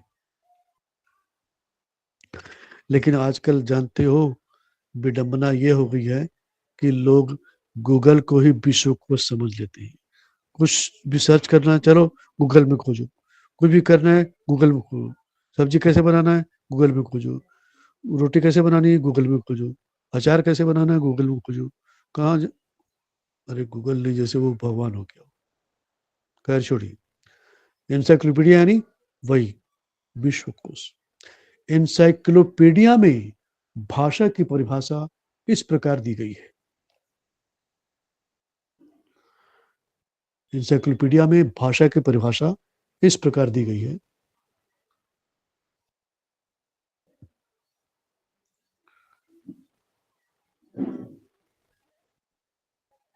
Language may be defined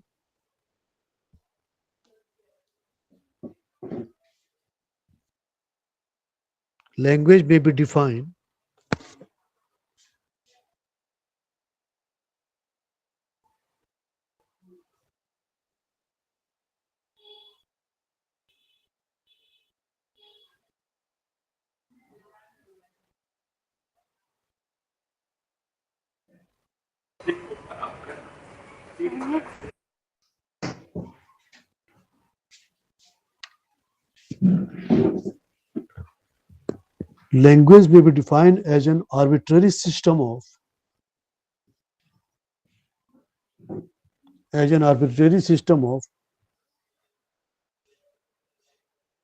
vocal symbols by means of which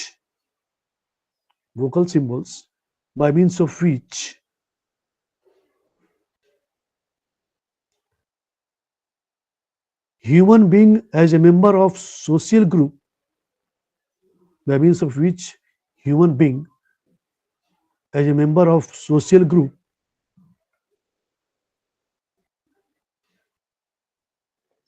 Human being as a member of social group, as a member of social group and participants in culture, and participants in culture,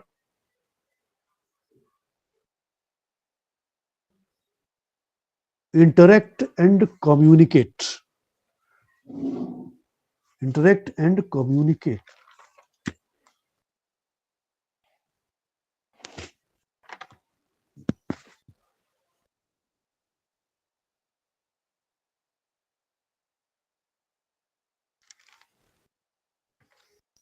फिर नीचे लिखो, doctor Devendra Sharma के अनुसार, doctor Devendra Sharma के अनुसार जिसकी सहायता से मनुष्य परस्पर, जिसकी सहायता से मनुष्य परस्पर, जिसकी सहायता से मनुष्य परस्पर विचार विनिमय का सहयोग करते हैं,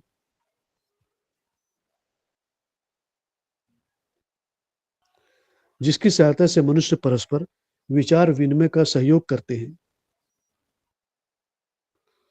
उस यादृच्छिक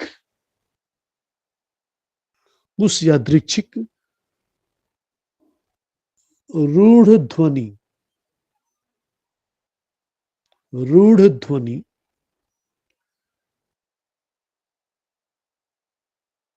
संकेतों की प्रणाली को भाषा कहते हैं। जिसकी सहायता से मनुष्य परस्पर विचार विनिमय का सहयोग करते हैं, उस यादृच्छिक, छोटी की मात्रा लगाएंगे, रूढ़ ध्वनि संकेतों की प्रणाली को भाषा कहते हैं। यहां एक शब्द आया है यादृच्छिक, उन्होंने एक शब्द जोड़ दिया, बाकी तो परिभाषा वैसे रखी, उन्होंने एक शब्द जोड़ दिया यादृच्छिक। यादृच्छिक का मतलब क्या हुआ? यानी अपनी इच्छा से, स्व इच्छा से। हम बोलते हैं तो अपनी इच्छा से ही बोलते हैं, इसलिए उन्होंने वहां एक शब्द जोड़ दिया यादृच्छिक। उसको और थोड़ा सा क्लियर किया जो हमारे भारत के जो भाषा विज्ञान के पंडित हैं, डॉक्टर भोलानाथ तिवारी के अनुसार, डॉक्टर भोलानाथ तिवारी के अनुसार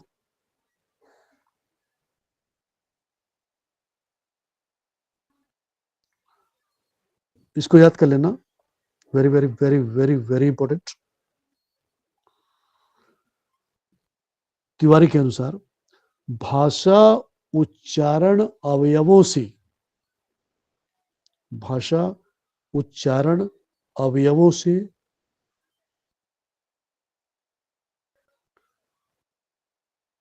उच्चरित मूलतः, उच्चरित मूलतः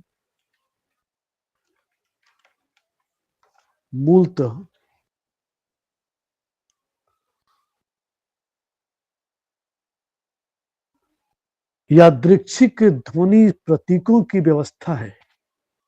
मूलतः यादृच्छिक, ब्रैकेट में कहीं लिख देना अपने जानने के लिए, स्व इच्छा।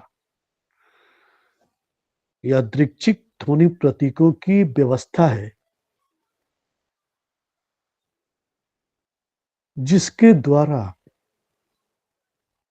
यादृच्छिक ध्वनि प्रतीकों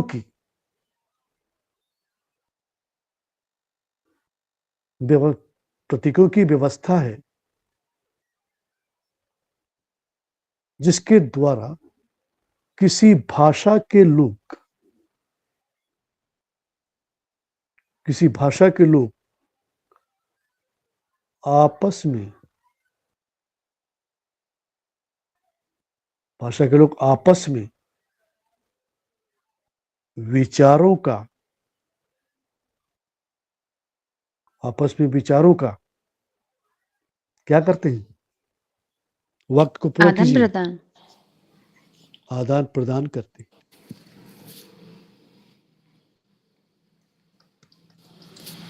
विचारों का आदान प्रदान करते। इस पैराग्राफ, इस कोटेशन को याद कर लेना। इसके अलावा और जो भी आपको ठीक लगे उसको आप याद कर परीक्षा में, मतलब जो भी भाषा विज्ञान से संबंधित जो भी क्वेश्चन आए, जैसा भी क्वेश्चन आए, इतना जो इंट्रोडक्शन हम लोगों ने दिया उसमें से कहीं ना कहीं कुछ जरूर उसमें लिख सकते हैं, कोई समस्या नहीं होगी। उसके बाद लिखो भाषा की विशेषताएं और प्रवृत्तियां।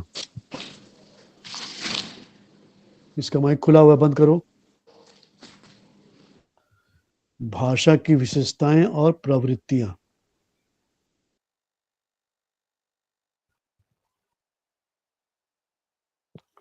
भाषा की विशेषताएं और प्रवृत्तियां। तो इतना तो आपने देखा दुनिया भर के लोगों ने क्या क्या बातें की, भाषा क्या, भाषा क्यों, भाषा कैसे, भाषा किस लिए।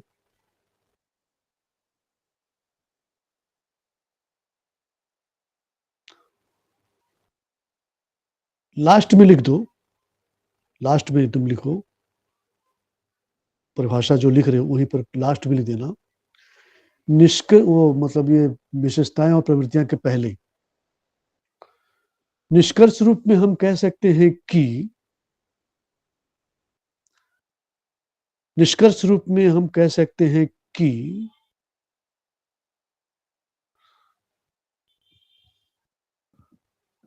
निष्कर्ष रूप में हम कह सकते हैं कि भाषा वह है,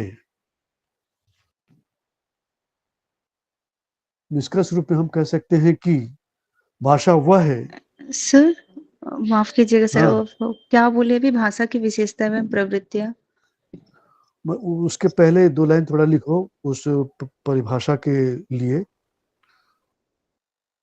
निष्कर्ष रूप में हम कह सकते हैं कि, मतलब उसका ये जो इतनी सारी हेडिंग दिए परिभाषा, हैं भाषा की वो पहले, विशेषताएं एवं प्रवृत्तियां, उसी में लिखे हैं। नहीं नहीं नहीं, वो परिभाषा में लास्ट में लिखो, परिभाषा वाले में लास्ट में लिखो। जो डॉक्टर मतलब भोलानाथ ये तिवारी के अनुसार लिखाए थे उसके वो बाद, हाँ डेफिनेशन। उसके बाद, उसके बाद ओ, ये हेडिंग काट दे जो लिखे हैं भाषा की विशेषताएं एवं हाँ उसको प्रवृत्तियां। हाँ काट सकती हो, काट सकती हो। ओके।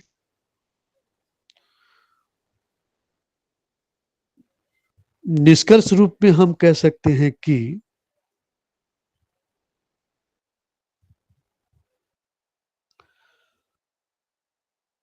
भाषा वह है जो बोली जाती है।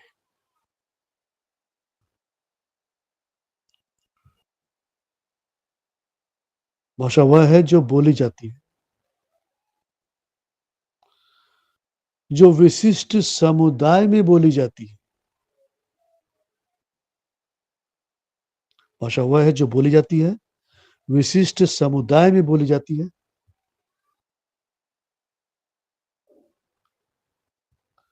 और जो मनुष्य, और जो मनुष्य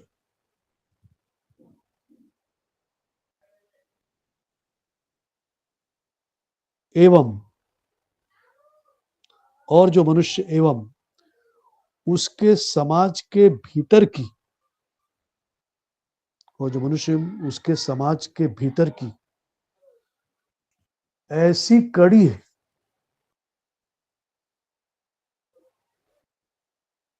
ऐसी कड़ी है जो निरंतर आगे जुड़ती रहती है। भाषा वह है जो बोली जाती है, जो विशिष्ट समुदाय में बोली जाती है, और जो मनुष्य एवं उसके समाज के भीतर की ऐसी कड़ी है जो निरंतर आगे जुड़ती रहती है।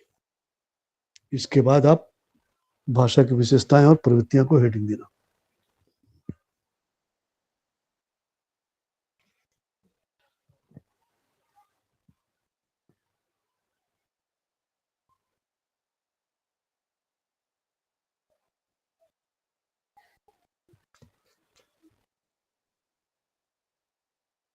रबिया कहाँ से पढ़ रही हो?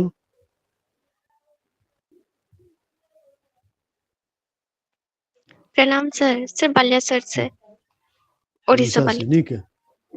जी सर। ओके ओके, ठीक है। और एक तो नाम दिख रहा है, गुड़िया कहाँ से पढ़ रही है? गुड़िया कहाँ से पढ़ रही है? कहाँ से? पड़ा नहीं सुना दिया। उड़ीसा केंद्रपाड़ा। ओ सर, उड़ीसा केंद्रपाड़ा में मेरा कॉलेज है और मैं होम टाउन मेरा यूपी है और उड़ीसा में पारादीप में रहती हूँ। होम टाउन यूपी है और उड़ीसा में रहती हो? वाह, क्या बात। यूपी जी में कहाँ रहती हो? यूपी में सर गोरखपुर। अच्छा, वेरी गुड। अच्छा, ये गोपिका कहाँ से पढ़ रही है? सर मैं बरगढ़ से। नमस्ते सर। बरगढ़। गोपिका हाँ तुम्हारे क्या अम्बा बना ब्लॉक? हाँ हाँ बिलेगढ़? हाँ जी अच्छा सर। अच्छा, समझ गया समझ गया समझ गया। चलो ठीक है, आगे बढ़ते हैं। तो ये देखो, भाषा की विशेषता क्या होती है, उसकी प्रवृत्ति क्या होती है। इतना लोग जो बोलते हैं, भाषण मारते हैं, क्या क्या। एक चीज देखना, अभी जो हम भाषा पढ़ रहे हैं, तो अब समाज के सामने अब तुम जब जाओगे तो उसके सामने लोग जो बात कर रहे हैं, लोग जैसे बोल रहे हैं, अब उनकी बोलियों पर जरा ध्यान दो। वो कैसे बोलते हैं, कैसे उच्चारण करते हैं, क्योंकि आप भाषा विज्ञान के विद्यार्थी हो गए, तो आपको ये कुछ चीजें मार्क करनी होगी। लोग कैसे बोलते हैं, लोग कैसे उच्चारण करते हैं, क्योंकि क्या होता है, सबके बोलने की शैली एक जैसी नहीं होती है। सबके मतलब उच्चारण करने की शैली एक जैसी नहीं होती है, जैसी नहीं होती है। तो इसलिए वहां पर आपको ध्यान से समझना होगा, और भाषा विज्ञान के दृष्टिकोण से आप उसको समझना। ये मत समझना कि वो गलत बोल रहा है, गलत नहीं बोल रहा है, क्योंकि वो जैसा सुना होगा वैसे ही बोलेगा, है ना। हम बोलते हैं रेलवे स्टेशन, फॉर एग्जाम्पल हम बोलते हैं रेलवे स्टेशन, तो रेलवे स्टेशन तो हम लिखते तो हैं रेलवे स्टेशन, लेकिन बोलते क्या है? सर आपका आवाज नहीं आ रहा है। आवाज तो जा रहा है, बहुत तेजी से जा रहा है। अभी गया? रेलपथ गामिनी बोलते हैं सर। क्या बोले? क्या बोली? रेलवे स्टेशन को रेलवे स्टेशन नहीं, कौन बोलता है? क्या बोलते हैं इसको? मैं हिंदी में नहीं पूछ रहा हूँ। सर सिर्फ स्टेशन भी बोलते हैं, स्टेशन भी बोलते हैं। स्टेशन भी बोलते हैं, रेल स्टेशन भी बोलते हैं, रेल आवाज आ रहा है स्टेशन। सर का? हाँ, सबको सुनाई दे रहा है। यस, आ रही है आवाज। और मेरी मधुर आवाज आपको नहीं सुनाई दी तो मैं क्या करूं, बताओ। आवाज सुनाई दे रही? किसी ने पूछा है? जी सर, किसी आ ने? रही है। हाँ, आ रही है सर ठीक। आवाज। आएगी आएगी, वो नेटवर्क का जानते नहीं हो, क्या करोगे। तो वो सर खैर, दिल्ली दूर है ना, इसीलिए नहीं आ रही हाँ है। हाँ, इसीलिए वो दिल्ली वाले को सुनाई नहीं दे रहा है। अच्छा अच्छा, तो दिल्ली तक पहुंचने के लिए तो कितना राज्य पार करके जाना पड़ेगा। खैर, तो क्या बोल रहा था मैं, रेलवे स्टेशन। तो रेलवे स्टेशन तो नहीं बोलते, क्या बोलते हैं? रेल स्टेशन बोल देते हैं। तो वहां पर अब तुम ये मत बोलना कि भाई तुम गलत बोल रहे हो, वो गलत नहीं बोल रहा है, उसने जैसा सुना है वैसे ही वो बोल रहा किसी को आवाज आ रहा है सर का? जी हेलो। आप अपना है। तुम्हारे, इंटरनेट चेक कीजिए प्लीज। हाँ, सबको आवाज जा रहा है। आ रही है आवाज। कौन बोल रहा है? रिजॉइन हो जाइए, रिजॉइन होइए अरे, फिर से।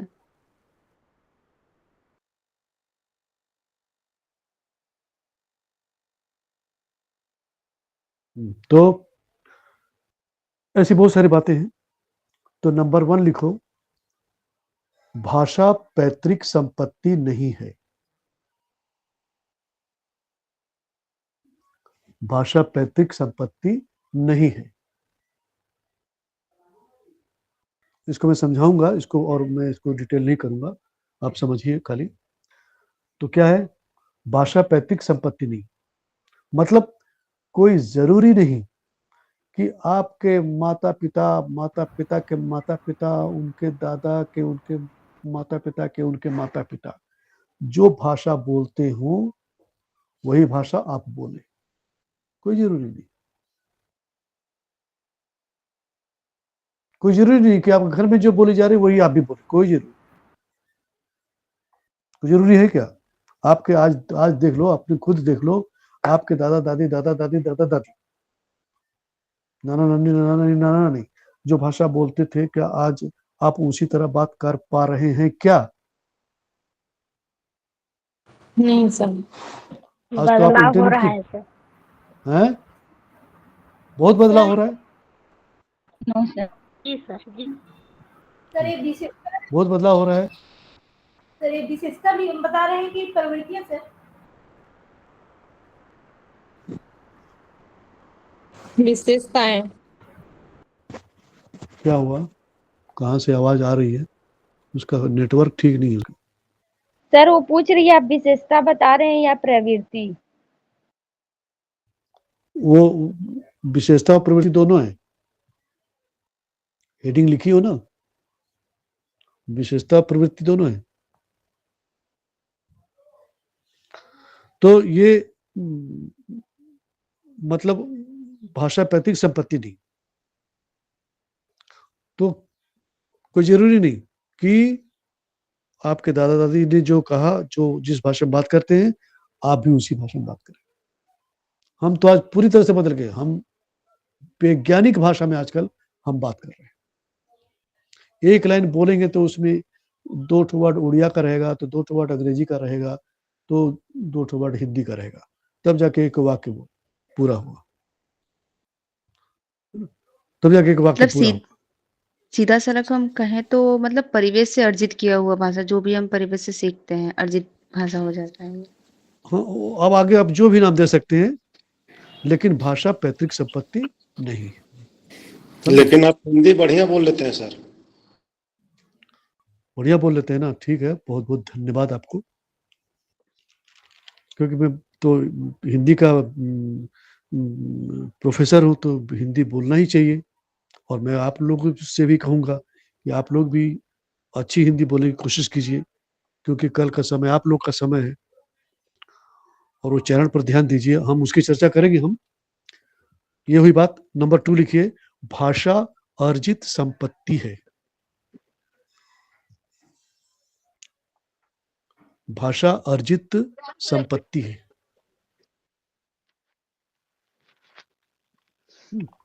भाषा क्या है? अर्जित संपत्ति है। मतलब आप जैसा परिवेश से देखते हैं, आप जैसा परिवेश से सुनते हैं, आप जिस परिवेश में रहते हैं, उसी परिवेश की भाषा को आप क्या करते हैं? अर्जन करते हैं। आपके घर में उड़िया, बंगाली, भोजपुरी, बिहारी बोला जा रहा हो, नो डाउट, लेकिन जब आप बाहर निकलते तब 1000 लोगों के संपर्क में आप आते हैं। अब तब वहां पर आपको अर्जन करना पड़ जाता है कि अगर मैं उड़िया को अर्जन नहीं किया तो समझ नहीं पाऊंगा, मराठी को अर्जन नहीं किया तो नहीं समझ पाऊंगा, बंगाली नहीं अर्जन किया तो। अब आपका दिमाग वहां पर उस तरह से काम करना शुरू कर देता है। एक बच्चा, छोटा बच्चा, वो कुछ नहीं जानता, 5 साल तक वो बोलना नहीं जानता। अब वो बच्चा अगर एक मान लो एक मराठी परिवार में, तो मराठी सीखेगा, स्वाभाविक है। उसी बच्चे को अगर मैं उस परिवार से निकाल करके अगर किसी उड़िया में डाल दूं तो बच्चा उड़िया सीखेगा। उसी बच्चे को अगर मैं उस बचपन में ही उस वहां परिवार से निकाल कर एक निग्रो परिवार में रख दूं तो बच्चा क्या अपनी मातृभाषा बोलेगा क्या? वो वहां की भाषा बोलेगा। उसके बाद अगर इन सब से हटा करके अगर मैं उसको एक जंगल में डाल दूं, अगर जंगल में उसको डाल दूं तो क्या बन जाएगा वो?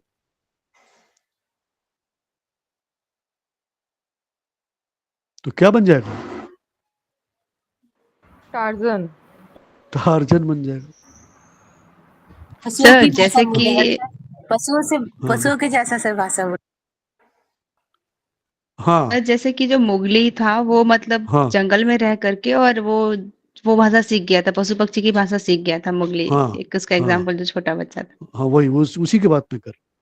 मुगली क्या ना, जंगल जंगल फूल खिला है ना, वो था ना उसका बात श्लोक। चली है। हाँ, तो ये भाषा क्या है। उसके बाद वो तो बच्चे की बात है। आप इस उम्र में आप खुद स्वयं को देखिए जरा, आप भी जैसे जैसे बड़े होते हैं, जैसे जैसे लोगों के संपर्क में आते हैं, आप वैसी वैसी भाषा सीखते हैं।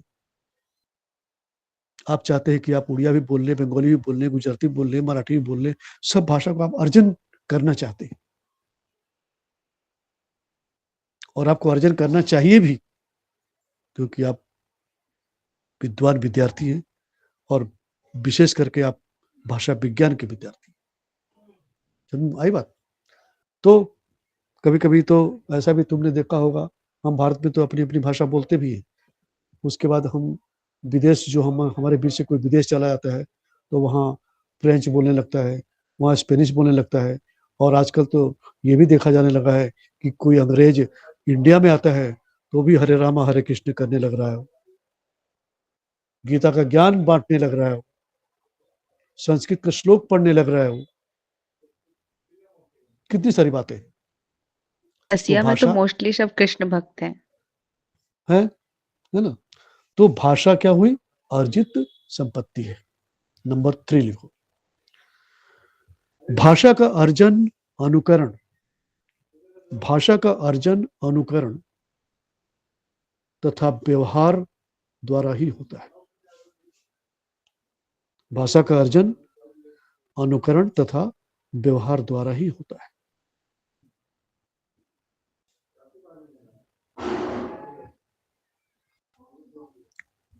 भाषा का अर्जन अनुकरण तथा व्यवहार द्वारा ही होता है। तो जैसा कि आपने लिखा, इसके पहले जो आपने पॉइंट्स पढ़ा कि भाषा अर्जित संपत्ति है, तो वो अर्जन आपने कैसे किया? अनुकरण के माध्यम से और व्यवहार के माध्यम से। जितना आप लोगों से मिलेंगे, जितना लोगों से जुड़ेंगे, जितना आप उसका प्रयोग करेंगे, और मैं तो कहूंगा कि इस मामले में हमसे ज्यादा धनी ये हमारे जो बस के कंडक्टर हुए या बस के ड्राइवर हुए या इस लाइन में लोग जो काम करते हैं, ये लोग हमसे ज्यादा धनी हैं इस मामले में। क्योंकि आप लोगों ने भी देखा होगा, मैंने भी देखा है, ये बस वाले इस लाइन पे जितने भी हैं, ये लोग बड़े धड़ल्ले से ये उड़िया भी बोल लेते हैं, मराठी भी बोल लेते हैं, गुजराती भी बोल लेते हैं, और अधिकतर भाषा ये हमसे अच्छी तरह से बोल पाते हैं। क्यों? क्योंकि उसका उतना व्यवहार करते हैं और हम लिमिटेड व्यवहार करते हैं। हमें व्यवहार का क्षेत्र सीमित होता है और ये 24 घंटा व्यवहार करते हैं। आई बात समझ में? नेक्स्ट पॉइंट लिखिए। भाषा परंपरागत है, इसलिए व्यापक है।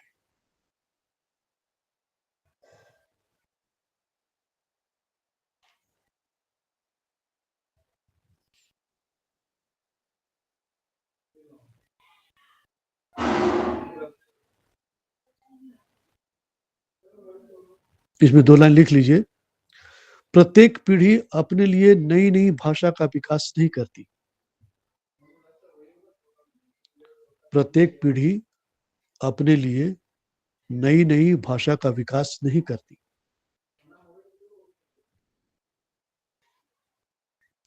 प्रत्येक पीढ़ी अपने लिए नई नई भाषा का विकास नहीं करती। पीढ़ी दर पीढ़ी, पीढ़ी दर पीढ़ी जिस राज्य या संप्रदाय से संबंध रखते हैं। प्रत्येक पीढ़ी अपने लिए नई नई भाषा का विकास नहीं करती। पीढ़ी दर पीढ़ी जिस राज्य या संप्रदाय से संबंध रखते हैं वही की भाषा को सीखता है।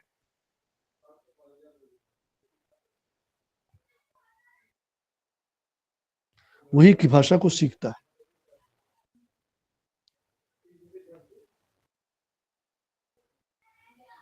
सर जिस राज्य वही की भाषा को सीखता है। जिस राज्य या संप्रदाय से संबंध रखते हैं वही की भाषा को सीखता है।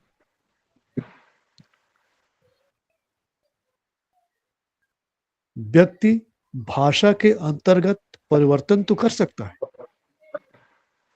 व्यक्ति भाषा के अंतर्गत परिवर्तन तो कर सकता है,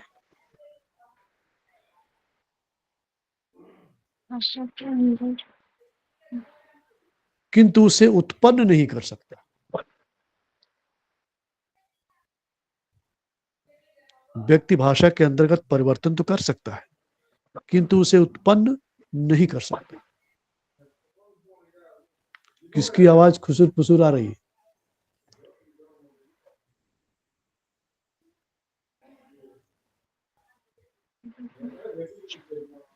और पूर्वजों से प्राप्त भाषा को ही अपने अनुकूल ढालकर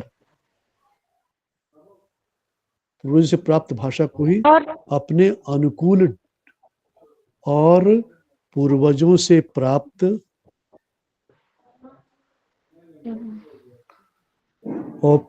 प्राप्त भाषा को ही अपने अनुकूल ढालकर व्यवहार योग्य बना लेता है।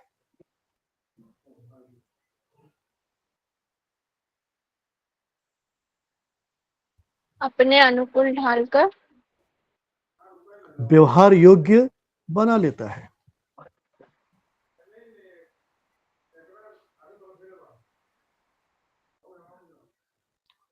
मतलब क्या हुआ? मतलब वो यहाँ पर एक शब्द आपने लिखा कि भाषा क्या है? परंपरागत है। मतलब बदलाव तो होता है, उसमें परिवर्तन तो होते हैं, लेकिन हम पूरी तरह से जो हमारे घरों में अपनी जो मातृभाषा है, अपनी मातृभाषा को हम पूरी तरह से हम छोड़ नहीं सकते, उसका त्याग नहीं कर सकते। चाहे आप भले ही दुनिया भर की भाषा जानो, लेकिन मातृभाषा मातृभाषा होती है, वो हमारी माँ की भाषा होती है, हमारी मातृभूमि की भाषा होती है। तो उसका प्रभाव हमारे ऊपर पड़ता है। क्यों? क्योंकि वो हमारे खून की भाषा है, वो हमारे रक्त की भाषा है, इसलिए वो चाह करके भी तुम नहीं छोड़ सकते। हाँ, ये बात अलग है कि आप बड़े बड़े शहरों में लग गए हैं और अपने को मॉडर्न और हाई सोसाइटी, हाई प्रोफाइल वाले हो गए हैं, तो आप हो सकता है कि आप छोड़ दें,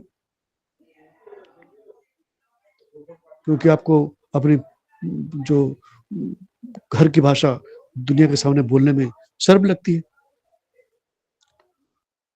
लेकिन वो परंपरा वाली जो भाषा है, अपनी जो मातृभाषा है, उसको हम त्याग नहीं कर सकते। हाँ, बोल नहीं सकते, आपने लिखा कि व्यवहार योग्य बना लेते, हम बोल नहीं सकते, लेकिन उसको हम अपने योग्य, अपने हिसाब से बोलने लायक हम बना लेते हैं। जैसे कभी कभी क्या होता है,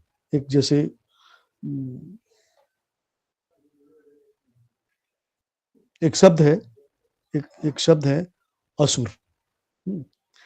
वो असुर का मतलब होता है क्या? राक्षस। ये हमारे भारतीय वाली बात, लेकिन प्राचीन परंपरा में तुम जरा विश्व के इतिहास को पलटोगे, सब एक दूसरे से जुड़े हुए। याद रखना इस चीज को। कहने के लिए विश्व इतना है, बड़ा है, हजारों हजार लोग, करोड़ों करोड़ लोग रहते हैं, अरबों अरबों लोग रहते हैं, और 2500 से अधिक भाषाएं, और उससे भी डबल ट्रिपल बोलियां बोली जाती है। ये बात अलग है। लेकिन कहीं ना कहीं सब एक दूसरे से जुड़े हुए हैं। ये बड़ा इंटरेस्टिंग विषय है, और कोई रिसर्च करना चाहे तो इस विषय पर आप रिसर्च कर सकते हैं, अगर आपको रिसर्च करना हुआ कि कैसे वो भाषाएं एक दूसरे से जुड़ी हुई। तो एक शब्द है असुर, असुर इन राक्षस। लेकिन प्राचीन परंपरा में जो ईरानी लोग थे, उनके देवता का नाम असुर था। और जब हमारा दृष्टिकोण इसके प्रति बदला तो हम उसका नाम गलत अर्थ में लेने लगे। हमारा दृष्टिकोण बदल गया, समय के साथ साथ हमारा दृष्टिकोण बदल गया, और हमने उसका नाम, उसको निकृष्ट रूप में, असुर को एक छोटे रूप में या दूसरे रूप में हमने, गलत अर्थ में हमने उसको लेने लगे। और गलत अर्थ में हमने उसको क्या बना दिया?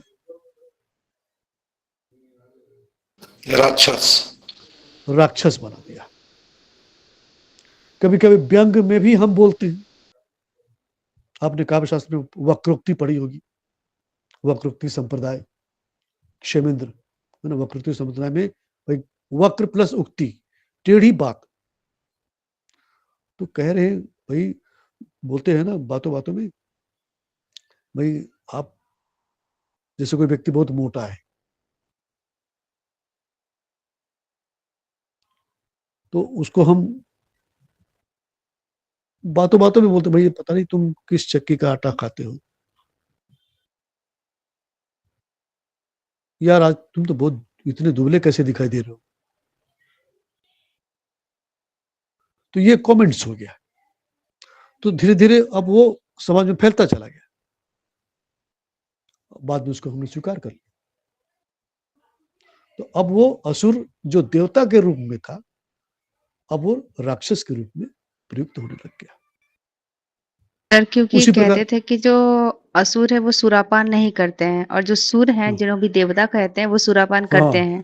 तो ऋग्वेद में वो तो प्रारंभ में असुर सुर को पूज्यमान मानते थे, लेकिन बाद में जब वो नहीं होता है, वो जो मंथन सागर होता है, उस समय जब निकलता है सागर वो, मंथन, उस समय से ही मतलब असुर को बुरी प्रवृत्ति का माने जाने लगा, माना जाने लगा। तो निंदनीय हो गए वो। लेकिन मिडिक एज में जो निंदनीय थे वो असुर को अच्छा मानते थे कि वो सुरापान नहीं करते हैं। नहीं करते थे। असुर यानी सुरापान, असुर जो सुरापान नहीं कर रहा है, नाम से ही स्पष्ट हो जा रहा है। वहीं पर निशाचर, एक शब्द निशाचर, ये शब्द कई बार हम आगे डिस्कशन होगा। ये निशाचर यानी रात्रि में चलने वाला। अरे रात्रि में चलने वाले तो बहुत सारे जीव जंतु हैं, लोग हैं बहुत सारे, लेकिन हमने उसको एक अलग गलत अर्थ में ले लिया और हमने उसको क्या बना दिया? राक्षस बना दिए। राक्षस बना। नेक्स्ट पॉइंट लिखो, भाषा आद्यांत, भाषा आद्यांत सामाजिक वस्तु है।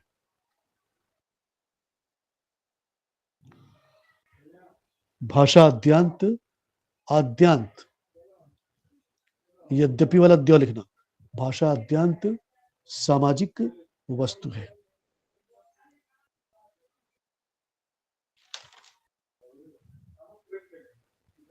तो इसका अंतर स्पष्ट है कि भाषा आद्यांत यानी आदि से लेकर अंत तक, शुरू से लेकर अंत तक, ये क्या है? समाज में ही बोली जाती है। आसमान में बोली नहीं जाती, पाताल में तो बोली नहीं जाती। जब भी बोली जाती है समाज में ही बोली जाती है। चाहे छोटा हो, चाहे बड़ा हो, चाहे छोटे तबके का हो, चाहे बड़े तबके का हो, चाहे अमीर हो, चाहे गरीब हो, चाहे किसी भी जात पात, अमीर गरीब चोर, सब लोग इसका व्यवहार करते हैं। तो भाषा क्या है? शुरू से लेकर अंत तक आद्यांत, इसको ये सामाजिक वस्तु है। अब यहाँ पर एक शब्द और उसमें जुड़ा है, सामाजिक, यानी केवल ये समाज में ही बोली जाएगी, जंगल में नहीं बोली जाएगी। जहां एक समाज होगा, जहां एक कबीला होगा, जहां एक है ना मोहल्ला होगा, वहीं पर ये बोली जाएगी और कहीं बोली नहीं जाएगी। तो मैं समझता हूँ आज की क्लास को ये रख देना चाहिए, बंद कर देना चाहिए। आप पढ़िए, जितना पढ़ा उसको डाइजेस्ट कीजिए, उसके बाद कल फिर ठीक 4 बजे मुलाकात करेंगे। सर ये तब खुश रहो, मस्त रहो। सर हाँ? ये thank you sir. Thank you क्या सर। बोल रही हो? खुश रहो। सर क्या ये बोल रही? एग्जाम में 100 नंबर का रहेगा सर। MHD 7 से MHD 7 ही पढ़ाएंगे। है तो ये 100 नंबर का ना आएगा सर। 100 नंबर का कि 50 नंबर का है शायद? सर 50 का है। सर ये वाला 50 नंबर का है। हाँ MHD जो 5 है वही 100 मार्क का है। ठीक है, ओके सर, थैंक यू। खुश रहो, मस्त रहो। Thank you sir. किस sir? Thank you sir. Thank you so much. Thank you sir. नमस्ते सर। खुश रहो। धन्यवाद सर। धन्यवाद खुश सर। रहो, मस्त रहो। Thank you sir.